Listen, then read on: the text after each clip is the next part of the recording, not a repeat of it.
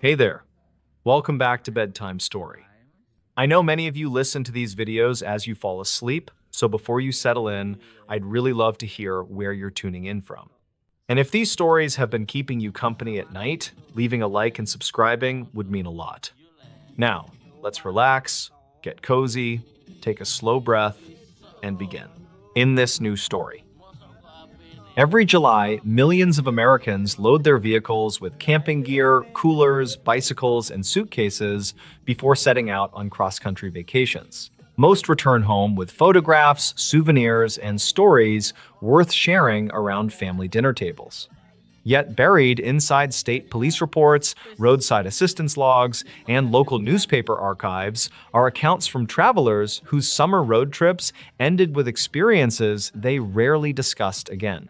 These were not high-speed pursuits or violent crimes that dominated national headlines. Instead, they were quiet, deeply unsettling encounters that occurred along some of America's loneliest highways, where help could be hours away and darkness seemed to arrive all at once. One of the most carefully documented incidents occurred during the Independence Day weekend of 2021. 46-year-old Mark Sullivan and his wife Denise had spent nearly a year planning a 2-week road trip through the Appalachian Mountains, the Great Smoky Mountains, and portions of rural Tennessee before returning home to Indiana. Their children were grown, both recently retired from teaching, and they wanted to revisit many of the national parks they had explored decades earlier. Friends described them as cautious travelers who planned every hotel reservation, fuel stop, and scenic overlook weeks before leaving home. Late on the evening of July 5th, after spending the day hiking in eastern Kentucky, the couple decided to continue driving instead of stopping overnight. Their reservation in Virginia was still several hours away, but traffic remained light and weather conditions were nearly perfect. Shortly after 9 o'clock, they left the interstate and followed a scenic highway recommended by a local restaurant owner who claimed it offered one of the most beautiful nighttime drives in Appalachia. According to state transportation maps, the route shortened their journey by almost 40 minutes. The first hour passed without incident. Warm summer air drifted through partially opened windows, while classic country music played quietly from the truck's speakers. Fireflies occasionally appeared above roadside fields before disappearing into dense forests surrounding the highway. Mark later told investigators that the road felt unusually empty for a holiday weekend. During nearly 30 miles of driving, they encountered only 4 other vehicles, all traveling in the opposite direction. After the last pickup truck disappeared behind them, the highway became completely silent. At approximately 10:17, Denise noticed something unusual. Every mile marker they passed displayed the same number, mile 214. Mark assumed they had simply missed the next marker while talking. 5 minutes later, another sign appeared. It also read mile 214. He glanced at the navigation screen, which clearly showed their vehicle continuing forward without interruption. The odometer increased normally, fuel consumption remained consistent, and the GPS estimated arrival time never changed. Yet every roadside marker over the next 15 minutes displayed the exact same number. Concerned that the navigation system had malfunctioned, Mark pulled into a small gravel overlooking a wide mountain valley. The area contained 2 weathered picnic tables, an old stone wall, and an information board so faded it could no longer be read. They stepped outside, hoping to regain cell service. Neither phone detected a signal. As they stood quietly overlooking the valley, Denise noticed a line of headlights moving along a distant ridge several miles away. At first, she assumed another highway crossed the mountains. Then she realized every light remained perfectly still. None moved forward, none turned. They simply remained suspended in the darkness before disappearing simultaneously less than a minute later. Back inside the truck, Mark restarted the navigation system before continuing west. Less than 10 minutes later, they passed the same overlook again. The identical stone wall, the same unreadable information board, even a broken wooden post leaning toward the road exactly as before. Mark immediately stopped the truck and checked the digital map. According to the GPS, they had never turned around. The software still displayed a continuous route moving toward Virginia. Denise quietly unfolded the printed road atlas they always carried for emergencies. The map showed only one highway crossing the mountain. There were no loops, intersections, or alternate roads capable of returning them to the overlook. Neither spoke for several minutes. Mark later admitted that every instinct told him to continue driving until reaching the next town rather than attempting to understand what was happening. 20 minutes later, they finally encountered another vehicle. An older fuel tanker approached from the opposite direction, flashing its headlights repeatedly before slowing almost to a stop beside them. The driver lowered his window and asked only one question. "Did you stop at the overlook?" Mark answered, "Yes." The man nodded once before, quietly saying, "Don't stop again tonight," then continued driving without another word. Relieved to see another person, Mark considered turning around to follow the tanker. Instead, he continued forward. Less than 5 miles later, the highway suddenly descended into a small town where cell service returned immediately. Their GPS recalculated the route and displayed an arrival time nearly 1 hour later than expected. Confused, Mark reviewed the trip computer and discovered they had somehow driven almost 70 additional miles, despite remembering only a handful of curves beyond the overlook. Neither could explain where the missing distance had gone. Curiosity eventually led Mark to contact the county sheriff several weeks after returning home. The deputy who answered listened politely before explaining that unusual navigation complaints occasionally appeared during busy summer travel seasons. Most involved tourists unfamiliar with mountain highways. When Mark mentioned the overlook and the repeated mile markers, however, the deputy paused before admitting another couple had reported nearly identical details during the previous July. Their statement also described an older tanker driver warning them not to stop after dark. Investigators never identified either the driver or the company operating the vehicle. Mark later searched archived newspaper collections and discovered several similar accounts stretching back more than 20 years. Different highways, different witnesses, yet recurring details appeared with surprising consistency. Travelers reported repeating mile markers, landmarks appearing more than once, unexplained delays that added nearly an hour to otherwise ordinary trips, and strangers offering brief warnings before disappearing without leaving any record they had ever been there. Transportation officials consistently attributed the incidents to fatigue, unfamiliar roads, or simple navigational mistakes. None of those explanations fully accounted for why unrelated travelers described nearly identical experiences separated by years and sometimes hundreds of miles. Today, millions of Americans continue taking July road trips across the country's most isolated highways without experiencing anything unusual. Families still chase sunsets through the Appalachians, the Ozarks, the Rockies, and the deserts of the Southwest every summer. Yet, among experienced truck drivers, retired deputies, and longtime mountain residents, one piece of advice quietly survives. If you're driving America's loneliest highways after dark, and a local tells you not to stop until you reach the next town, don't ask why, just keep driving. Some summer road trips are remembered not because of where they went, but because of the places they never managed to explain. For 20 years, nobody entered this Appalachian cabin. Deep in the dense wilderness of the Appalachian Mountains, an abandoned cabin sat completely undisturbed for 2 decades. During the early spring of 2020, a determined property appraiser finally unlocked the heavy front door.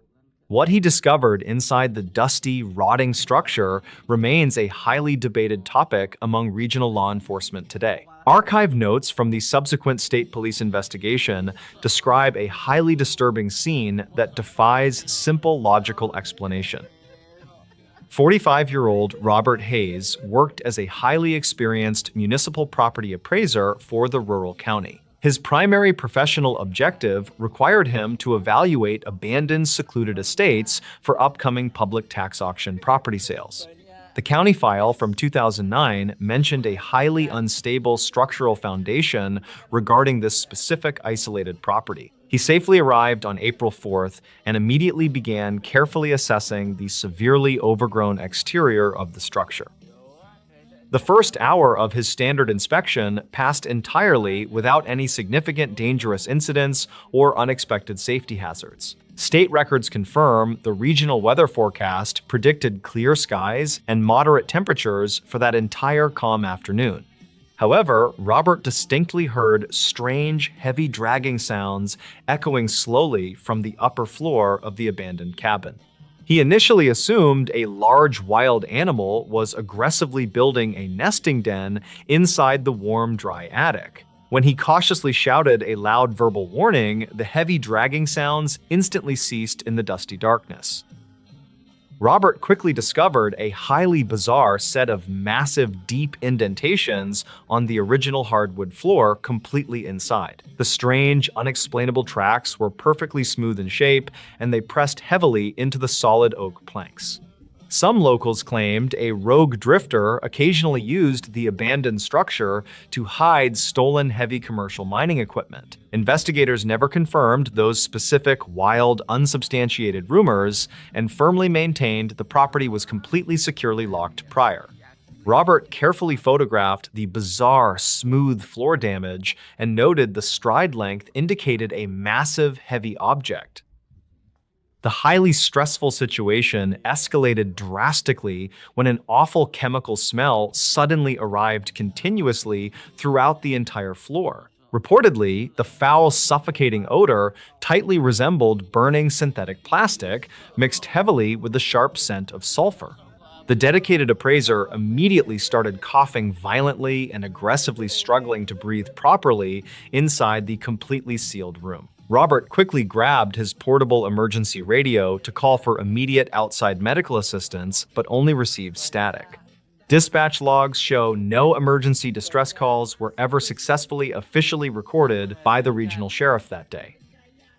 Suddenly, a massive, unseen, heavy physical force violently shook the solid foundation and partially collapsed the wooden staircase. Robert scrambled frantically toward the dark open hallway and desperately aimed his high-powered flashlight toward the ceiling. The glowing beam instantly revealed an enormous, intense dark mass standing perfectly still near the broken attic hatch. The strange, dark anomaly lacked any discernible biological features and completely blocked the normal ambient light filtering indoors. Records conflict regarding exactly how long he silently, terrifyingly watched the imposing tall anomaly before it slowly retreated. Afternoon light clearly revealed that his specialized digital measurement equipment was completely shattered into tiny, useless pieces. Robert frantically, urgently decided he absolutely needed to abandon his remaining inspection gear and hike toward his truck. He soon realized his reliable backup analog compass was constantly displaying completely erratic, unexplainable, heavy magnetic directional headings. He was effectively completely disoriented inside a massive, unforgiving wilderness region known for permanently confusing, highly experienced outdoorsmen. The desperate, anxious appraiser decided to blindly, consistently follow the overgrown driveway path, hoping it safely intersected pavement. He hiked for 2 grueling, painful hours through thick, thorny underbrush while constantly feeling intensely, directly, violently watched. Archived notes from Robert stated he repeatedly caught brief, terrifying glimpses of pale, smooth, large objects moving swiftly. Every single time he abruptly stopped to firmly point out the hidden observer, the pale, unknown shapes vanished. Utter physical, mental exhaustion eventually heavily forced him to quickly establish a completely vulnerable, unprotected rest stop briefly. He huddled tightly, safely against a large oak tree while strongly clutching his sturdy walking stick for protection. Around late afternoon, the surrounding dark, dense woods suddenly fell, totally dead silent, as wild birds completely stopped. A deep, guttural, mechanical humming sound slowly, continuously began to violently vibrate through the damp dirt beneath him. Some locals claimed strange underground natural gas releases occasionally plagued the Appalachian region, but geologists officially found nothing. Robert frantically, aggressively scanned the pitch-black distant tree line with his heavy flashlight, but the battery died. He screamed out loudly in absolute sheer, unadulterated terror when a tall, pale, smooth shape casually stepped forward. The towering, featureless, pale entity did not overtly, aggressively attack him, but simply stood motionless, completely staring blankly. Robert slowly, hesitantly reached for his heavy orange safety whistle, but his frozen, numb fingers were constantly trembling. The bizarre, towering, unknown creature emitted another deep, deafening humming vocalization that violently, instantly rattled his internal chest.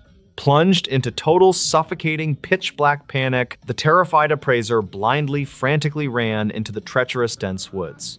He hopelessly, blindly sprinted continuously through the thick, tangled brush until he eventually physically collapsed near the highway. A commercial delivery truck driver miraculously happily found Robert wandering aimlessly near a heavily designated rural gravel shoulder. The older traumatized appraiser was severely, badly dehydrated and suffering from multiple minor bleeding lacerations caused by branches. State records confirm he was quickly, safely, immediately transported to a local regional medical hospital and strictly treated. When heavily armed local police deputies eventually carefully navigated back to retrieve the abandoned property, they discovered chaos. The heavy, durable wooden cabin doors were completely, entirely melted into toxic puddles and all metal hinges twisted. The intense subsequent official police investigation failed to produce any logical, rational, scientific answers regarding the strange destruction. Law enforcement officials strongly, firmly suspected a highly aggressive local squatter had simply violently rigged the deserted property. However, they absolutely could not logically, realistically explain how the heavy wooden framing was completely melted by temperatures. The overwhelming, putrid atmospheric sulfur smell and the highly localized underground ground vibrations also strictly remained completely unsolved. Robert permanently fully abandoned his promising county property appraisal career and rapidly moved to a bustling, noisy city. He completely, absolutely, strictly refused to conduct any further public media interviews regarding his terrifying, unexplainable cabin experiences. He eventually, quietly, safely wrote a highly obscure, completely anonymous internet blog detailing his intense, lingering, severe trauma. Reportedly, he deeply severely suffered from chronic, daily heavy insomnia and constant, terrifying nightmares featuring tall, smooth entities.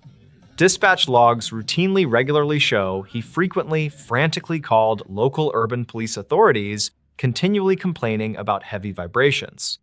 The actual, true, physical nature of what currently securely resides deep inside that rugged Appalachian cabin remains unspoken. In this new story, every July, millions of Americans leave home believing the most dangerous part of their vacation will be heavy traffic, bad weather, or a flat tire somewhere along an unfamiliar highway. Most return with photographs, souvenirs, and stories they'll happily tell for years. Others return with experiences they rarely mention, not because no one would believe them, but because they still cannot explain what happened. Over the last 4 decades, sheriff departments, state police agencies, and local newspapers across the United States have quietly documented dozens of unusual reports connected to July road trips. None were ever officially linked together. Different states, different highways, different families. Yet investigators reviewing the records years later noticed something unsettling.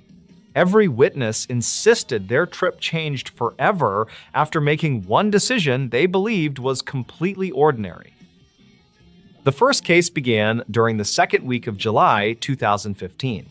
Robert and Lisa Campbell had spent nearly 6 months planning a 2-week road trip from Missouri to Yellowstone National Park. Both were recently retired school teachers who preferred scenic back roads over busy interstates.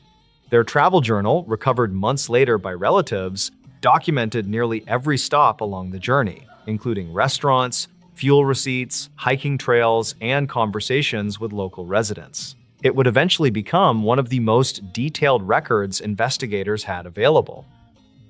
On July 10th, shortly after leaving eastern Wyoming, the couple stopped at a small family-owned diner where another customer suggested a little-known scenic highway that crossed hundreds of miles of open prairie before reconnecting with the interstate farther north. According to him, the drive offered spectacular sunsets and almost no traffic. Robert marked the route inside his paper atlas before thanking the man. Security footage later confirmed the conversation lasted less than 2 minutes. No one ever identified the traveler who recommended the road. The first 100 miles were exactly as promised. Endless grasslands stretched toward distant mountains, while the evening sun painted the horizon deep shades of orange and gold. Robert stopped several times to photograph abandoned barns, windmills, and grazing antelope. Lisa continued writing inside her travel journal, describing the highway as one of the quietest roads they had ever driven. Shortly before sunset, she noted something unusual. They had not passed another moving vehicle for nearly 40 minutes, despite traveling during the busiest vacation month of the year. Around 8:30, they reached a weathered service station standing alone beside the highway. Its fuel pumps had been removed years earlier, but the building itself appeared occupied. An elderly woman sweeping the front porch smiled and asked whether they were heading north. When Robert answered yes, she quietly suggested they continue driving until reaching the interstate without stopping again, regardless of what they might see along the road. Lisa later wrote the warning in her journal, adding that the woman refused to explain further before wishing them a safe trip. It seemed like an odd conversation, but neither considered it especially important at the time. Just after darkness settled across the prairie, Robert noticed headlights appearing several miles behind them. The vehicle never seemed to get closer, despite maintaining exactly the same speed for nearly 20 minutes.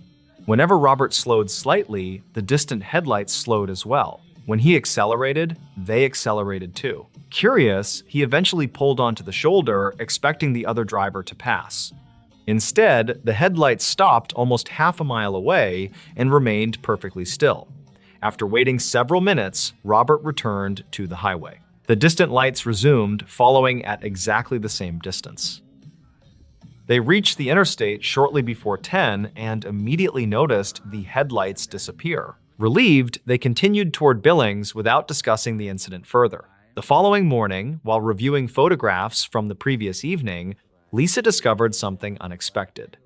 One image, captured during sunset, clearly showed the highway stretching behind their vehicle for several miles. There were no headlights anywhere on the road.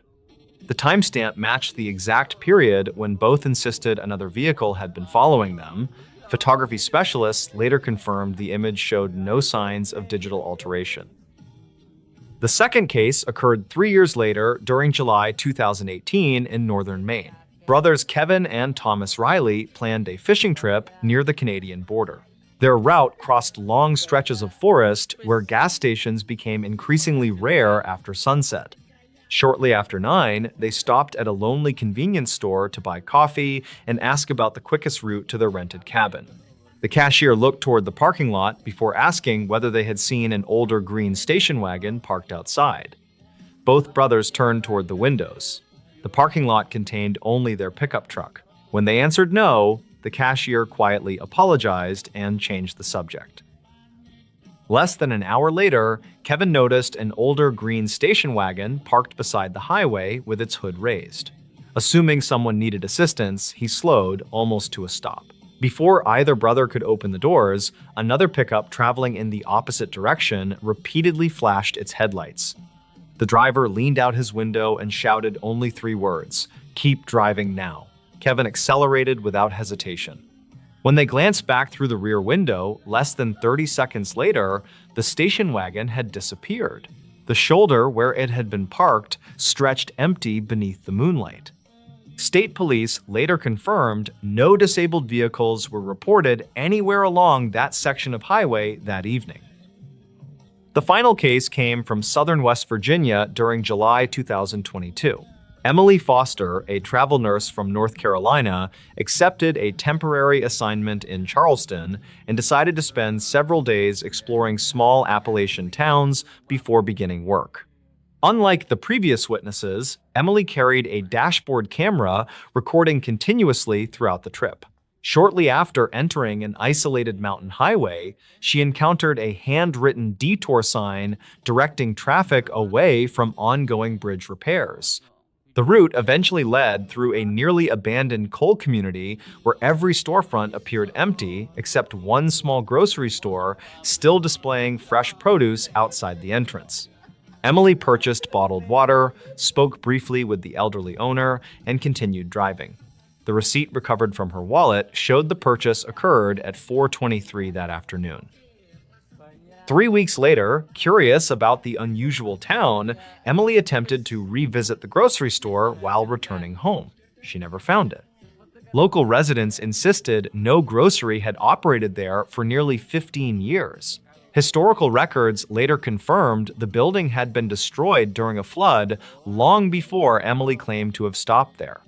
Even more puzzling, the bottled water she purchased remained inside her vehicle, bearing the faded store label investigators could not match to any currently registered business in West Virginia. The receipt identified a tax registration number belonging to a company officially dissolved in 2016. No explanation accounted for how she obtained either item. Years later, a transportation researcher comparing unusual travel reports noticed an unexpected connection linking all three cases. None involved violence, none resulted in disappearances. Every traveler returned home safely, yet each witness received an unexplained warning from a stranger shortly before experiencing something investigators could never verify. The warnings differed only slightly. Keep driving, don't stop. Stay on the highway, reach the interstate before dark. No official investigation ever determined why those warnings appeared so consistently across different states separated by thousands of miles. Perhaps they meant nothing at all. Or perhaps every July, somewhere along America's loneliest highways, ordinary travelers unknowingly pass through places where experienced locals understand one simple rule far better than any map ever could. In this new story, people who went into West Virginia's woods and never came back. Many hikers believe that the deep forests of the Appalachian Range are just quiet places for weekend camping trips today. There are stories in the West Virginia mountains about travelers who walked into the trees and simply vanished forever now. This documented account follows a professional geologist who discovered a remote campsite that should not have existed at all. Gideon Vance was a 46-year-old hydrogeologist who specialized in mapping underground springs in very remote areas. He was known for his calm personality and his ability to survive in the wilderness for several weeks alone. In the spring of 2022, Gideon was hired to survey a valley near the edge of the forest. The local residents warned him about a specific ridge where the compass needles often spun in circles without any reason. Gideon did not believe in local superstitions, and he focused on the scientific data provided by his expensive digital tools. He packed his waterproof gear and hiked deep into a canyon where the cell phone signals were completely non-existent. The equipment in his heavy pack included a laser level and a high-precision digital watch that used satellite signals. He carried enough food for 7 days and a small weatherproof logbook to record his various scientific observations daily. The air in the canyon was heavy and smelled of damp moss and the ancient stone of the rising mountain. On the second morning of his trip, Gideon reached a clearing that was not marked on any of his maps. He found a canvas tent that looked like it belonged in the 1950s, sitting near a cold stone fire. There were no modern items like plastic bottles or synthetic fabrics anywhere near the small and very quiet campsite. He called out to see if anyone was nearby, but the only response was the sound of the wind through. Gideon approached the tent and noticed a cast iron skillet sitting on the rocks with fresh bacon grease inside it. He felt a sudden chill, even though the sun was shining brightly over the high ridges of the deep valley. Inside the tent, he found a wooden crate containing supplies and a tattered leather journal with yellowed and fragile pages. The handwriting was neat and described a hiking trip taken by two brothers in the summer of 1954. He noticed that the local wildlife seemed unusually quiet, which was a detail he noted in his small weather logbook. The silence of the forest seemed to press against his ears as he turned the brittle pages of the old book. The final entry was dated June 12th and mentioned a strange humming sound coming from the rocks nearby that morning. Gideon looked at the ground and saw a pair of leather boots that looked brand new despite the vintage style. He picked up a newspaper from the crate and saw the headline was from the year 1954 today. He heard a branch snap behind him and turned to see two men wearing heavy flannel shirts and denim pants. The men looked confused and asked Gideon why he was wearing such strange and brightly colored synthetic hiking clothes today. They explained that they had only been camping for 2 days and were waiting for their father to return soon. Gideon realized with a shock that these men matched the descriptions of two brothers who disappeared 70 years ago today. He checked his watch and noticed that the date on his digital screen was now flickering between different years rapidly. The brothers, whose names were Alistair and Emmett, noticed the laser level on his tripod and backed away in terror. Gideon tried to explain that he was a scientist, but his voice sounded like it was coming from far away. He felt a sense of overwhelming vertigo, as if the ground beneath his boots was turning into a gray mist. He ran back toward the main trail and did not look back at the clearing or the two lost brothers. The woods looked different in the fading light, and every tree seemed to shift its position when he turned now. When he reached his truck, he found that the police were already there searching for a missing man named Gideon.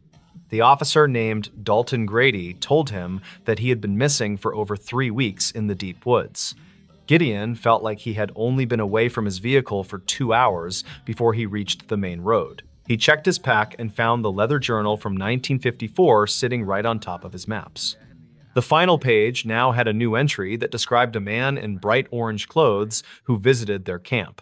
Gideon never returned to that part of the West Virginia forest, and he left the geology profession shortly after that. He still dreams about the humming sound in the rocks and the smell of the fresh bacon in the woods. The mountains of West Virginia continue to hold their secrets in the deep places where time does not always move. Some structures are not built of wood and stone, but are woven into the very fabric of the passing years. If you find yourself lost in the woods near the border, you should probably keep moving until the sun comes. The ending of the tale sounds fake until you see the journal and the date written in your own hand. The truth is a shadow that follows you home from the woods and stays with you until the very end. This event remains one of the most puzzling cases in the archives of the local search and rescue teams today. Witness statements from the family members of the missing brothers confirm that the handwriting in the journal is perfectly authentic. The police files include photographs of the campsite that Gideon found, but the clearing was empty when they arrived there. They found no tent and no fire and no signs of the two brothers who had been seen by Gideon. The only evidence left behind was the journal that Gideon had taken from the wooden crate during his initial discovery. Forensic analysis of the paper showed that it was manufactured in the early 1950s, but it showed no aging. The ink was still fresh, and the leather binding had not yet developed the cracks typically found on antique books. Geologists who studied the canyon reported that the rock formations contain unusual magnetic properties that might affect local electronic devices. Some researchers believe that the humming sound Gideon heard was a result of geological pressure deep within the mountain range.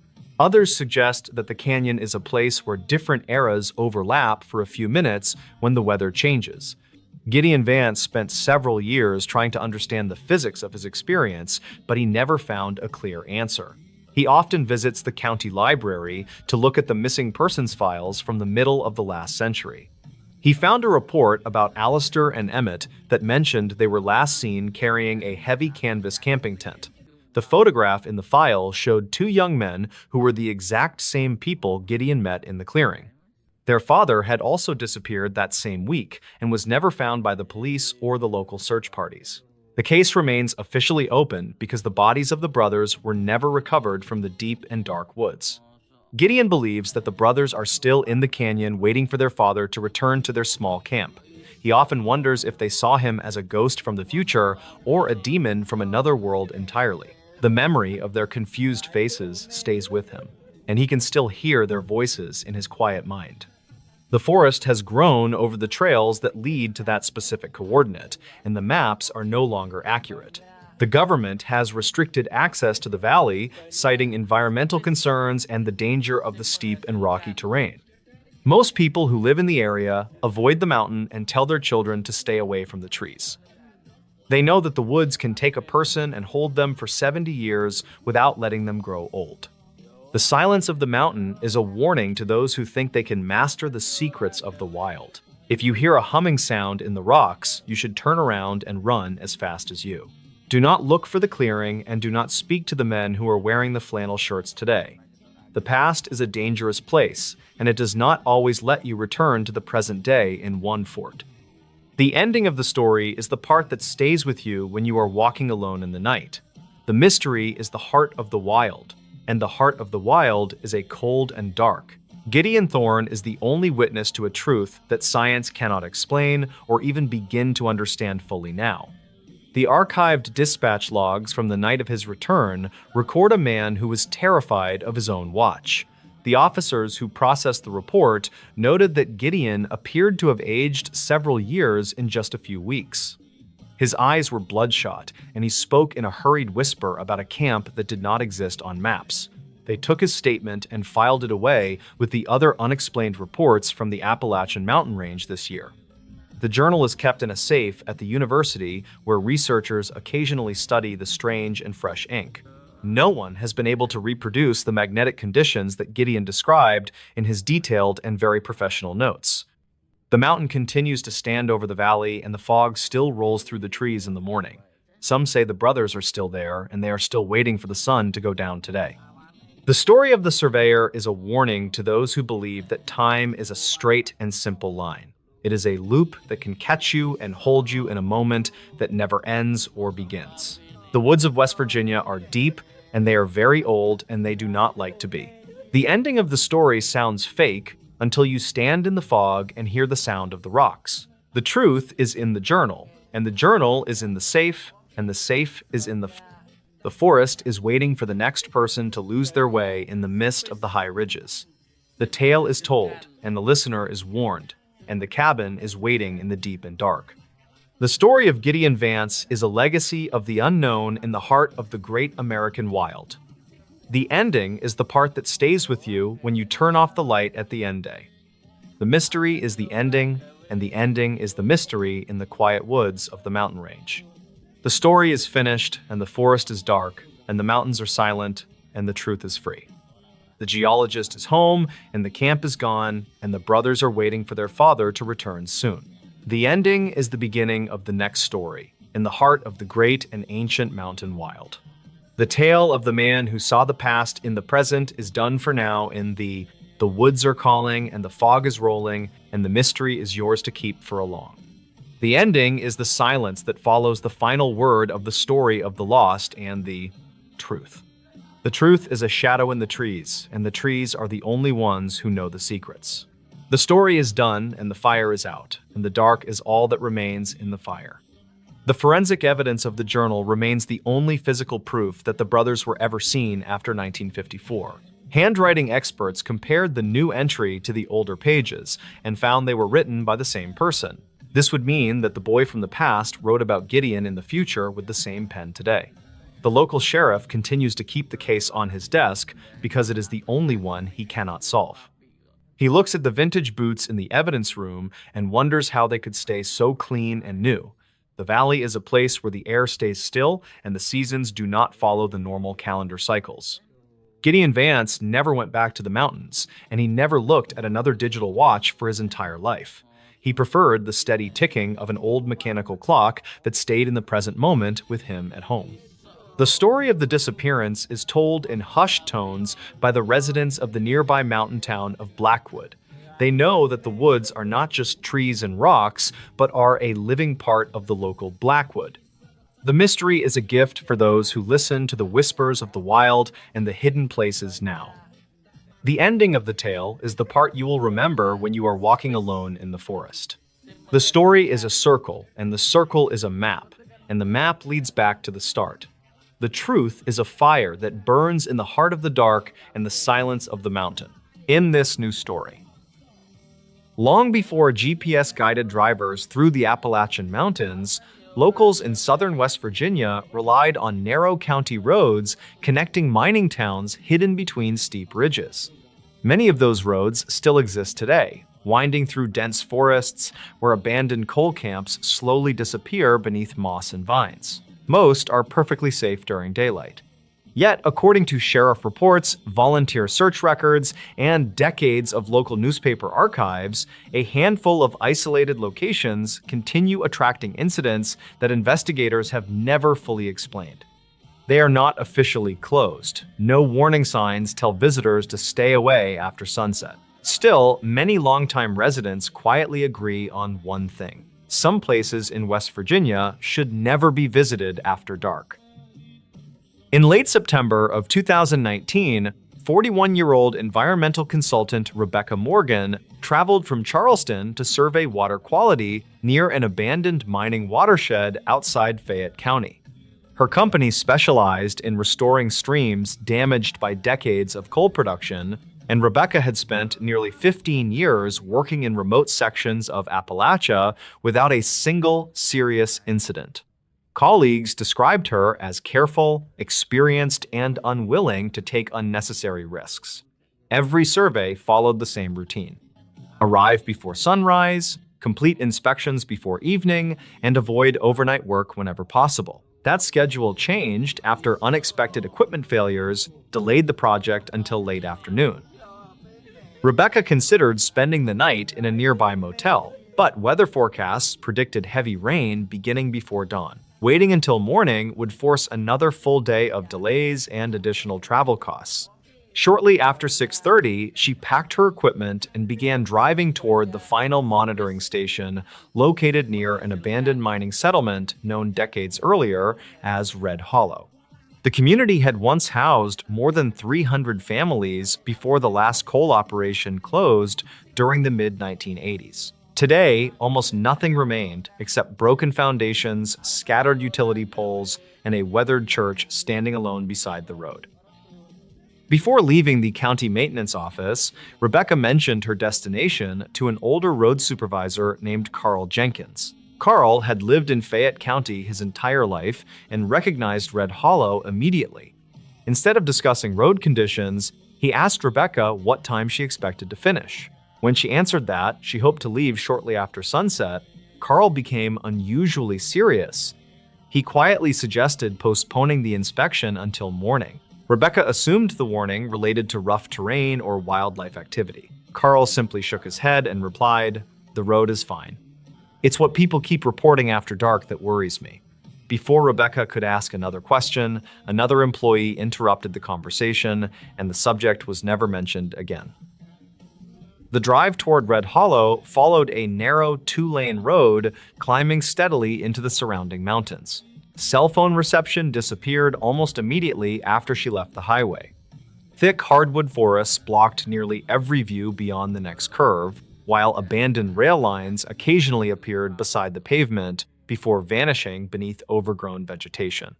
Rebecca had driven similar roads countless times and noticed nothing unusual during the first hour except how completely empty they seemed. She passed only 3 vehicles, all heading toward town. None traveled in the opposite direction after sunset. At exactly 8:14, according to the timestamp later recovered from her dashboard camera, Rebecca rounded a curve and noticed an old church standing beside the road. Its white paint had almost completely faded away, leaving weathered wooden walls barely visible beneath moonlight. One upstairs window glowed faintly as though someone had left a single lamp burning inside. Rebecca slowed briefly, surprised that anyone still maintained the building after so many years. She continued another mile before reaching the creek crossing marked on her survey map. When she checked the GPS coordinates, they did not match the location recorded by her company. Somehow, she remained nearly 3 miles from the monitoring station despite following the only road available. Assuming she had entered incorrect coordinates, Rebecca turned around. Less than 10 minutes later, she passed the same church again. This time, the front entrance stood partially open.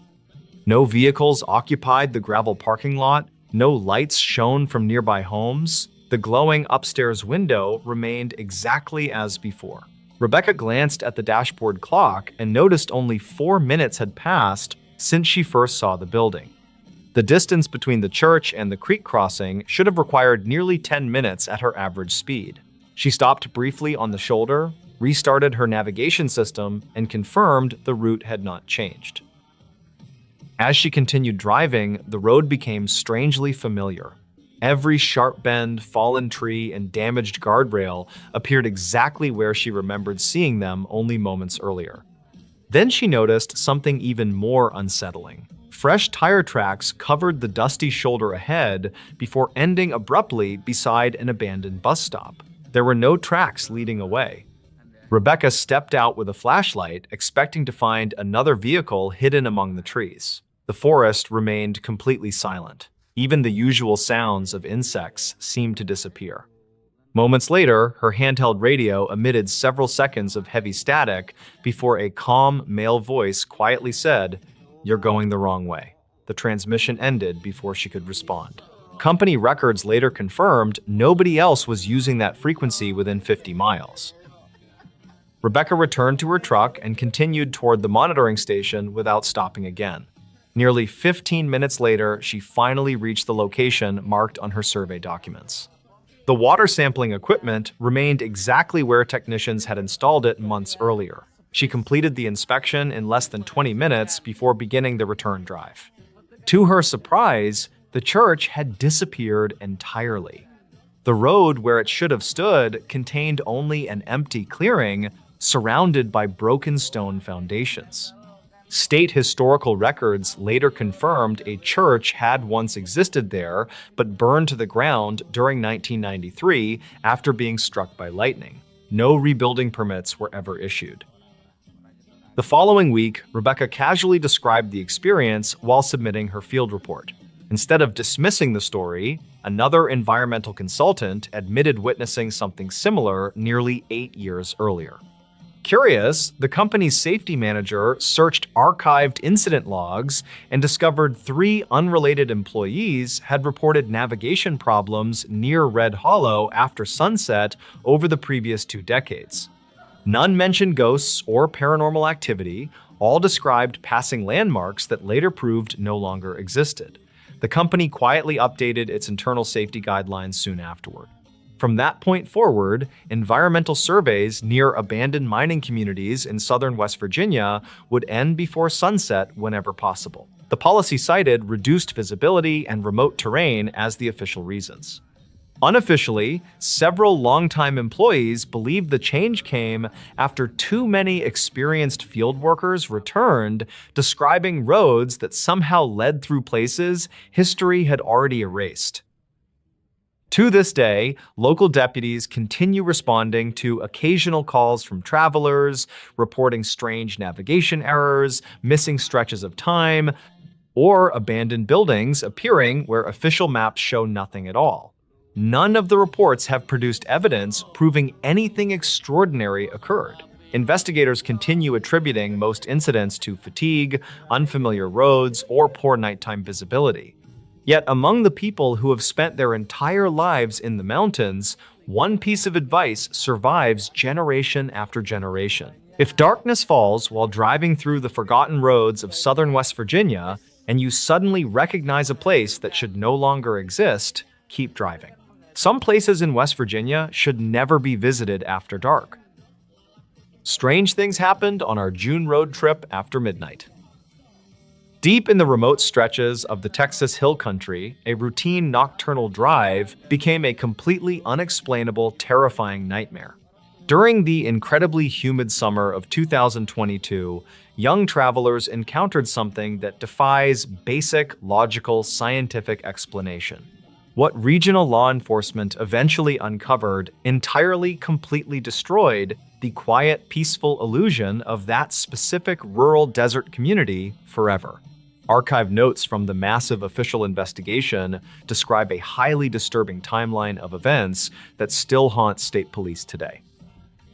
28-year-old David Miller worked as a dedicated corporate accountant, simply trying to relocate his small family safely. His capable traveling partner was a 26-year-old freelance photographer named Lisa, who actively documented rural historical landscapes. Their primary summer objective required them to drive safely across the desolate Texas wilderness, far away from heavily congested interstates. The county file from 2009 actually mentioned several highly unstable, dangerous sinkholes forming throughout that exact rural region. They arrived on June 14th and immediately began carefully plotting their specific nocturnal driving route near a dark limestone canyon. The first quiet, extremely hot evening passed entirely without any significant dangerous incidents as the exhausted travelers drove steadily onward. State records confirm that severe, scattered desert thunderstorms unexpectedly bypassed their specific elevation despite highly ominous regional weather forecast predictions. However, Lisa woke up shortly after midnight because she clearly heard strange, heavy scraping sounds echoing near the steep, dusty ridge. She initially assumed a curious, heavy desert animal was aggressively investigating their suddenly stalling vehicle near the rocky, jagged roadside. When she cautiously looked directly outside, the heavy metallic scraping sounds instantly ceased in the hot, oppressive summer nocturnal darkness.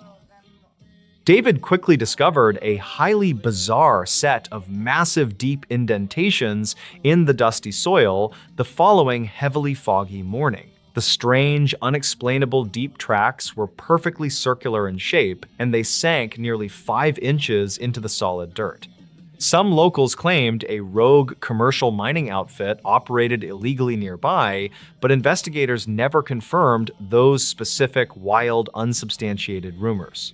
David carefully photographed the bizarre, dusty, massive footprints and noted that the stride length indicated a massive, heavy industrial machine. He calmly, rationally theorized that some unknown automated logging equipment might have dangerously crossed their remote territory completely unexpectedly overnight. The highly stressful situation escalated drastically during that dark night when an awful chemical smell suddenly arrived continuously inside there. Reportedly, the foul, suffocating odor tightly resembled burning synthetic plastic mixed heavily with the sharp scent of raw industrial sulfur. Both dedicated travelers immediately started coughing violently and aggressively, struggling to breathe properly inside their completely sealed heavy vehicle cabin. Lisa quickly grabbed her portable emergency radio to call for immediate outside medical assistance, but only received loud, aggressive static. Dispatch logs show no emergency distress calls were ever successfully officially recorded by the regional ranger station during that month. Suddenly, a massive, unseen, heavy physical force violently shook the solid asphalt ground and partially cracked their rigid windshield frame. David scrambled frantically out the dark open door and desperately aimed his high-powered thermal imaging camera directly pointing upward. The glowing digital screen instantly revealed an enormous, intense heat signature standing perfectly still behind a large dead oak tree. The strange glowing thermal image lacked any discernible biological features and completely blocked the normal ambient background radiation thermal signatures. Records conflict regarding exactly how long they silently, terrifyingly watched the imposing bright anomaly before it slowly, finally, silently retreated. Morning light quickly, clearly revealed that their specialized digital navigation equipment was completely shattered into tiny, useless, broken, jagged pieces. David frantically, urgently insisted they absolutely needed to abandon their remaining travel gear and hike toward the main rural highway. Lisa completely strongly agreed, but they soon realized their backup analog compasses were constantly displaying completely erratic, unexplainable magnetic headings. They were effectively hopelessly, completely lost in a massive, unforgiving wilderness region known for permanently disorienting, highly experienced, rugged survivalists. The desperate, anxious travelers decided to blindly, consistently follow the slow, dusty trail, hoping it safely intersected a paved road. They hiked for 12 grueling, painful hours through thick, thorny underbrush while constantly feeling intensely, directly, violently watched closely behind. Archived notes from Lisa stated she repeatedly caught brief, terrifying glimpses of pale, smooth, large objects moving swiftly entirely nearby. Every single time she abruptly stopped to firmly point out the hidden observer, the pale, unknown shapes instantly, completely vanished. Utter physical, mental exhaustion eventually heavily forced them to quickly establish a completely vulnerable, unprotected makeshift camp by the car. They huddled tightly, safely together by a small, warm fire while strongly clutching their sturdy walking sticks for necessary protection. Around 2 in the freezing morning, the surrounding dark, dense desert suddenly fell totally dead silent as wild insects stopped. A deep, guttural, mechanical humming sound slowly, continuously began to violently vibrate through the damp dirt beneath their heavy boots. Some locals claimed strange underground natural gas releases occasionally plagued the Texas region, but geologists officially formally found zero evidence. David frantically aggressively scanned the pitch-black distant tree line with his thermal camera, but the expensive digital battery exploded. Lisa screamed out loudly in absolute sheer unadulterated terror when a tall, pale, smooth shape casually stepped into the firelight. The towering, featureless, pale entity did not overtly aggressively attack them, but simply stood motionless, completely staring blankly directly ahead. David slowly, hesitantly reached for his heavy orange flare gun, but his frozen, numb fingers were constantly heavily trembling violently. The bizarre, towering, unknown creature emitted another deep, deafening, humming vocalization that violently, instantly extinguished the warm, bright campfire flames. Plunged into total, suffocating, pitch-black darkness, the two terrified close friends blindly, frantically ran into the treacherous, thorny desert. They hopelessly, blindly sprinted continuously through the dense, tangled brush until they eventually physically separated from each other completely forever. A commercial desert survey operator miraculously, happily found Lisa wandering aimlessly near a heavily designated rural gravel public access channel. The young, traumatized photographer was severely badly dehydrated and suffering from multiple minor bleeding lacerations caused by sharp, jagged cactuses. State records confirm she was quickly, safely, immediately transported to a local regional medical hospital and strictly chemically treated properly. When heavily armed local police deputies eventually carefully, safely navigated back to retrieve the abandoned vehicle, they discovered sheer chaos. The heavy, durable steel car doors were completely, entirely melted into toxic puddles, and all metal engine components were twisted. David was tragically completely never seen again, despite the massive, highly coordinated regional search effort spanning 3 adjacent dry counties. Highly trained tracking search dogs completely entirely lost his distinct individual scent trail near the steep edge of rocky cliffs. Law enforcement officials strongly, firmly suspected the blindly, quickly fleeing accountant accidentally fatally fell into the massive, dark, hidden sinkhole. However, they absolutely could not logically, realistically explain how the heavy vehicle equipment was completely melted by extreme high temperatures. The overwhelming, putrid atmospheric sulfur smell and the highly localized underground ground vibrations also strictly remained completely, totally, officially unsolved. Lisa completely, permanently, fully abandoned her promising freelance rural photography career and rapidly moved to a bustling, noisy, crowded city. She completely, absolutely, strictly refused to conduct any further public media interviews regarding her terrifying, unexplainable, deep, dark desert experiences.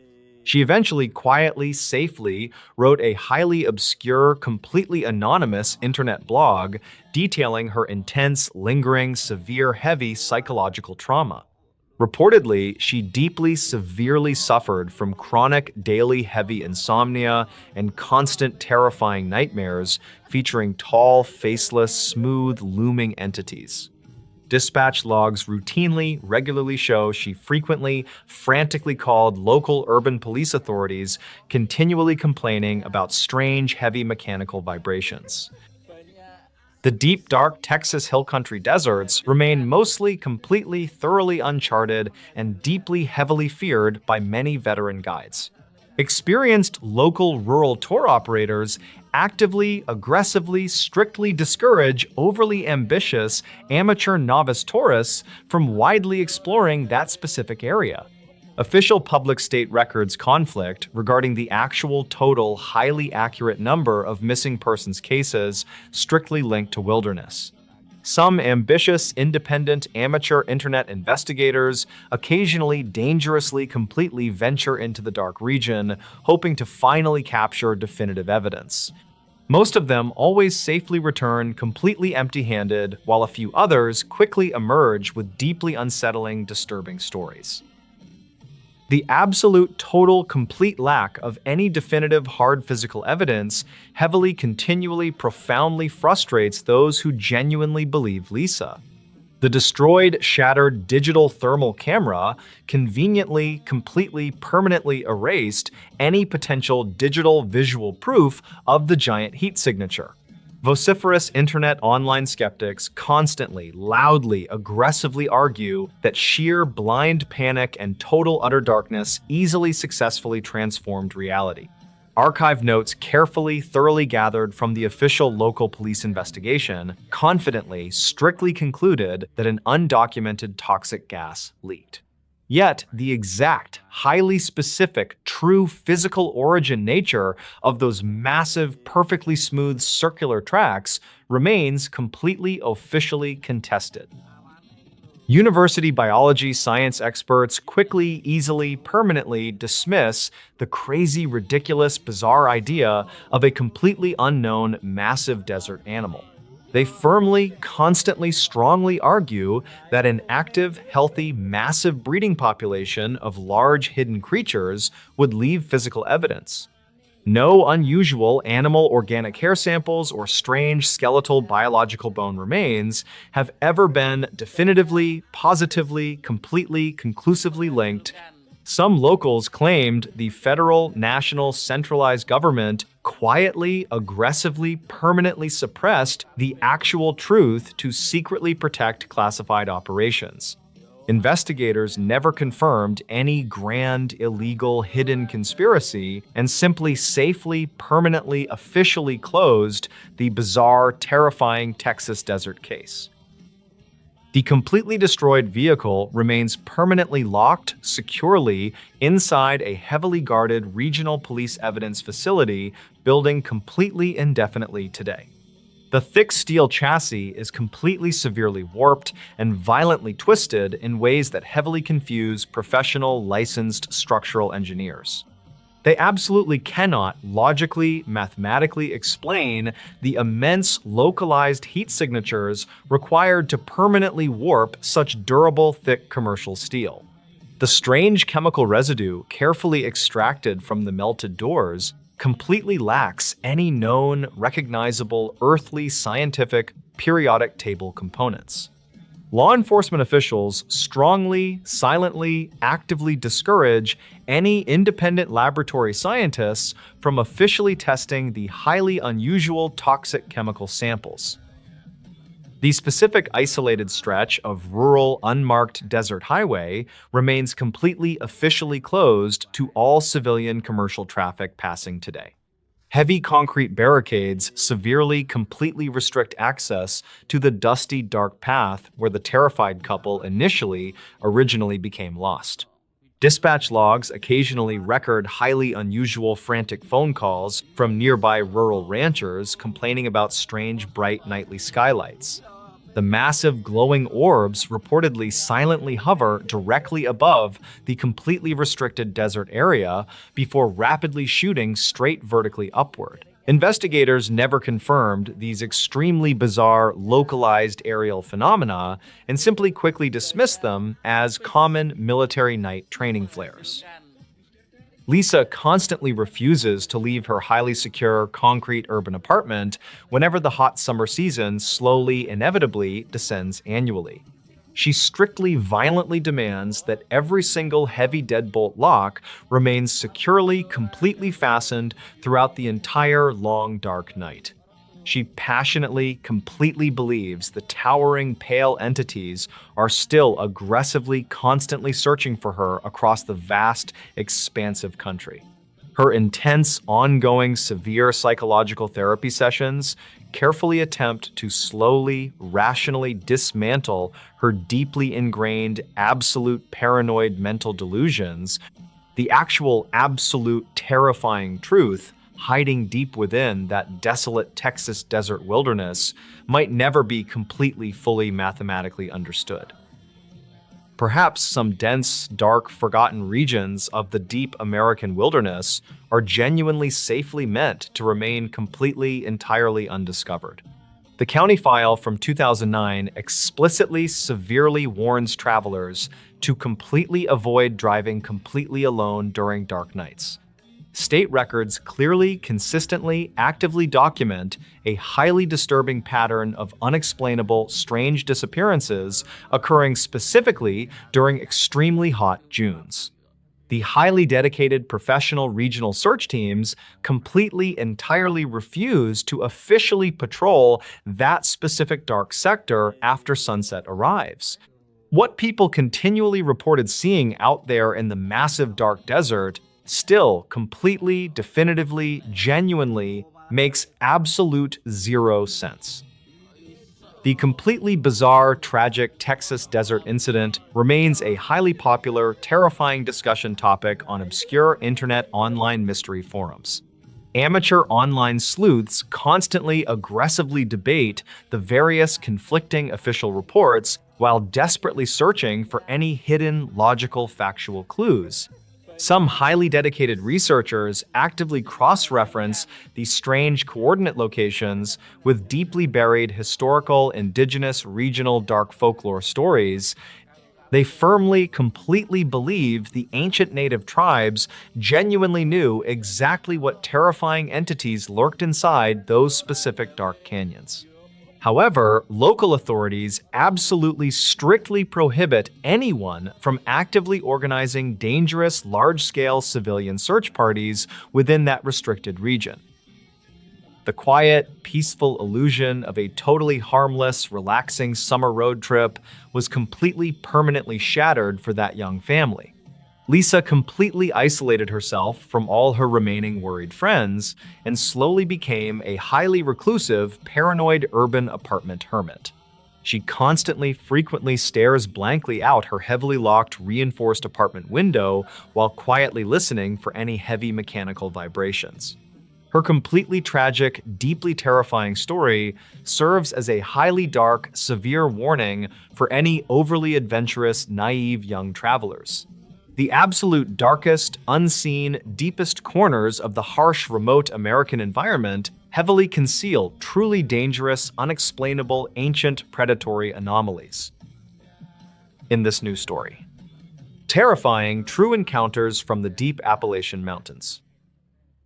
In 2013, 24-year-old park ranger Elias Thorne was stationed in a remote sector of the Monongahela National Forest in West Virginia. His primary objective involved surveying trail erosion following a series of heavy storms that had compromised the structural integrity of the local ridgelines. Thorne was an experienced outdoorsman who possessed a deep understanding of the regional topography and the inherent risks associated with isolated mountain navigation. Reportedly, he had completed hundreds of similar solo patrols without incident during his 3-year tenure with the Forestry Department. However, county files from 2013 indicate that his final scheduled check-in never reached the regional dispatch center that evening. The initial search efforts commenced within 6 hours of the missed radio contact as local authorities followed the documented route left in the official logs. State records indicate that search parties found Thorne's abandoned utility vehicle parked at a designated trailhead with his personal gear still inside the cabin. Some investigators noted that the driver's side door remained wide open despite the approaching cold front and the significant drop in ambient temperature. Archived notes from the primary search coordinator describe a scene where there were no signs of a struggle or any forced entry. Dispatch logs from that night confirm that a heavy fog rolled through the valley, which significantly hindered the visibility for the ground teams. By the morning of the second day, a group of local volunteers claimed they discovered a series of unusual depressions in the soft mud. Investigators never confirmed if these markings were of human origin or simply the result of natural erosion occurring near the creek bed. State records show that the tracks led toward a steep limestone cavern system that was not marked on any of the modern geological maps. According to several archived notes from the period, the cave entrance appeared to have been recently disturbed by something of significant physical mass. The team found a single torn piece of a standard forestry uniform snagged on a sharp rock fragment deep within the dark passage. A secondary forensic team arrived on site to examine the evidence, but they found that the subterranean environment was too unstable for a full descent.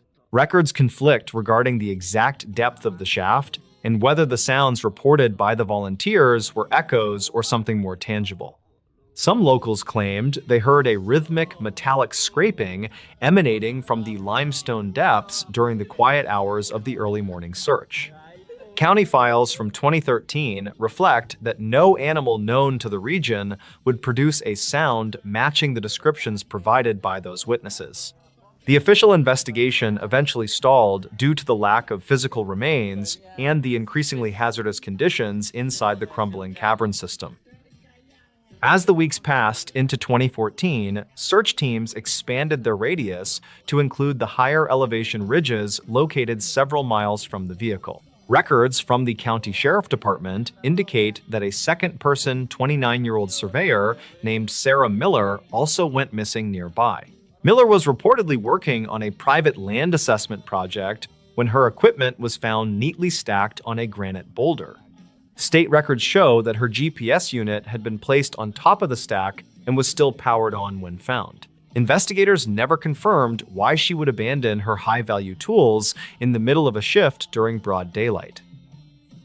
Archived notes from the Miller case file describe a series of inconsistent witness accounts regarding her movements on the day she vanished. Some locals claimed they saw a figure matching her description walking toward the high peaks without any of her necessary safety gear. Dispatch logs from that afternoon do not record any distress signals or calls for assistance from her assigned mobile radio unit. State records indicate that the search for Miller was eventually merged with the ongoing investigation into the disappearance of Elias Thorne. Authorities noted that both individuals were last seen within a 5-mile radius of the same unmapped limestone cavern system. During the summer of 2014, a team of specialized cave divers attempted to explore the flooded lower chambers of the mountain range. County files from 2014 suggest that the divers discovered a series of narrow tunnels that showed evidence of human occupation.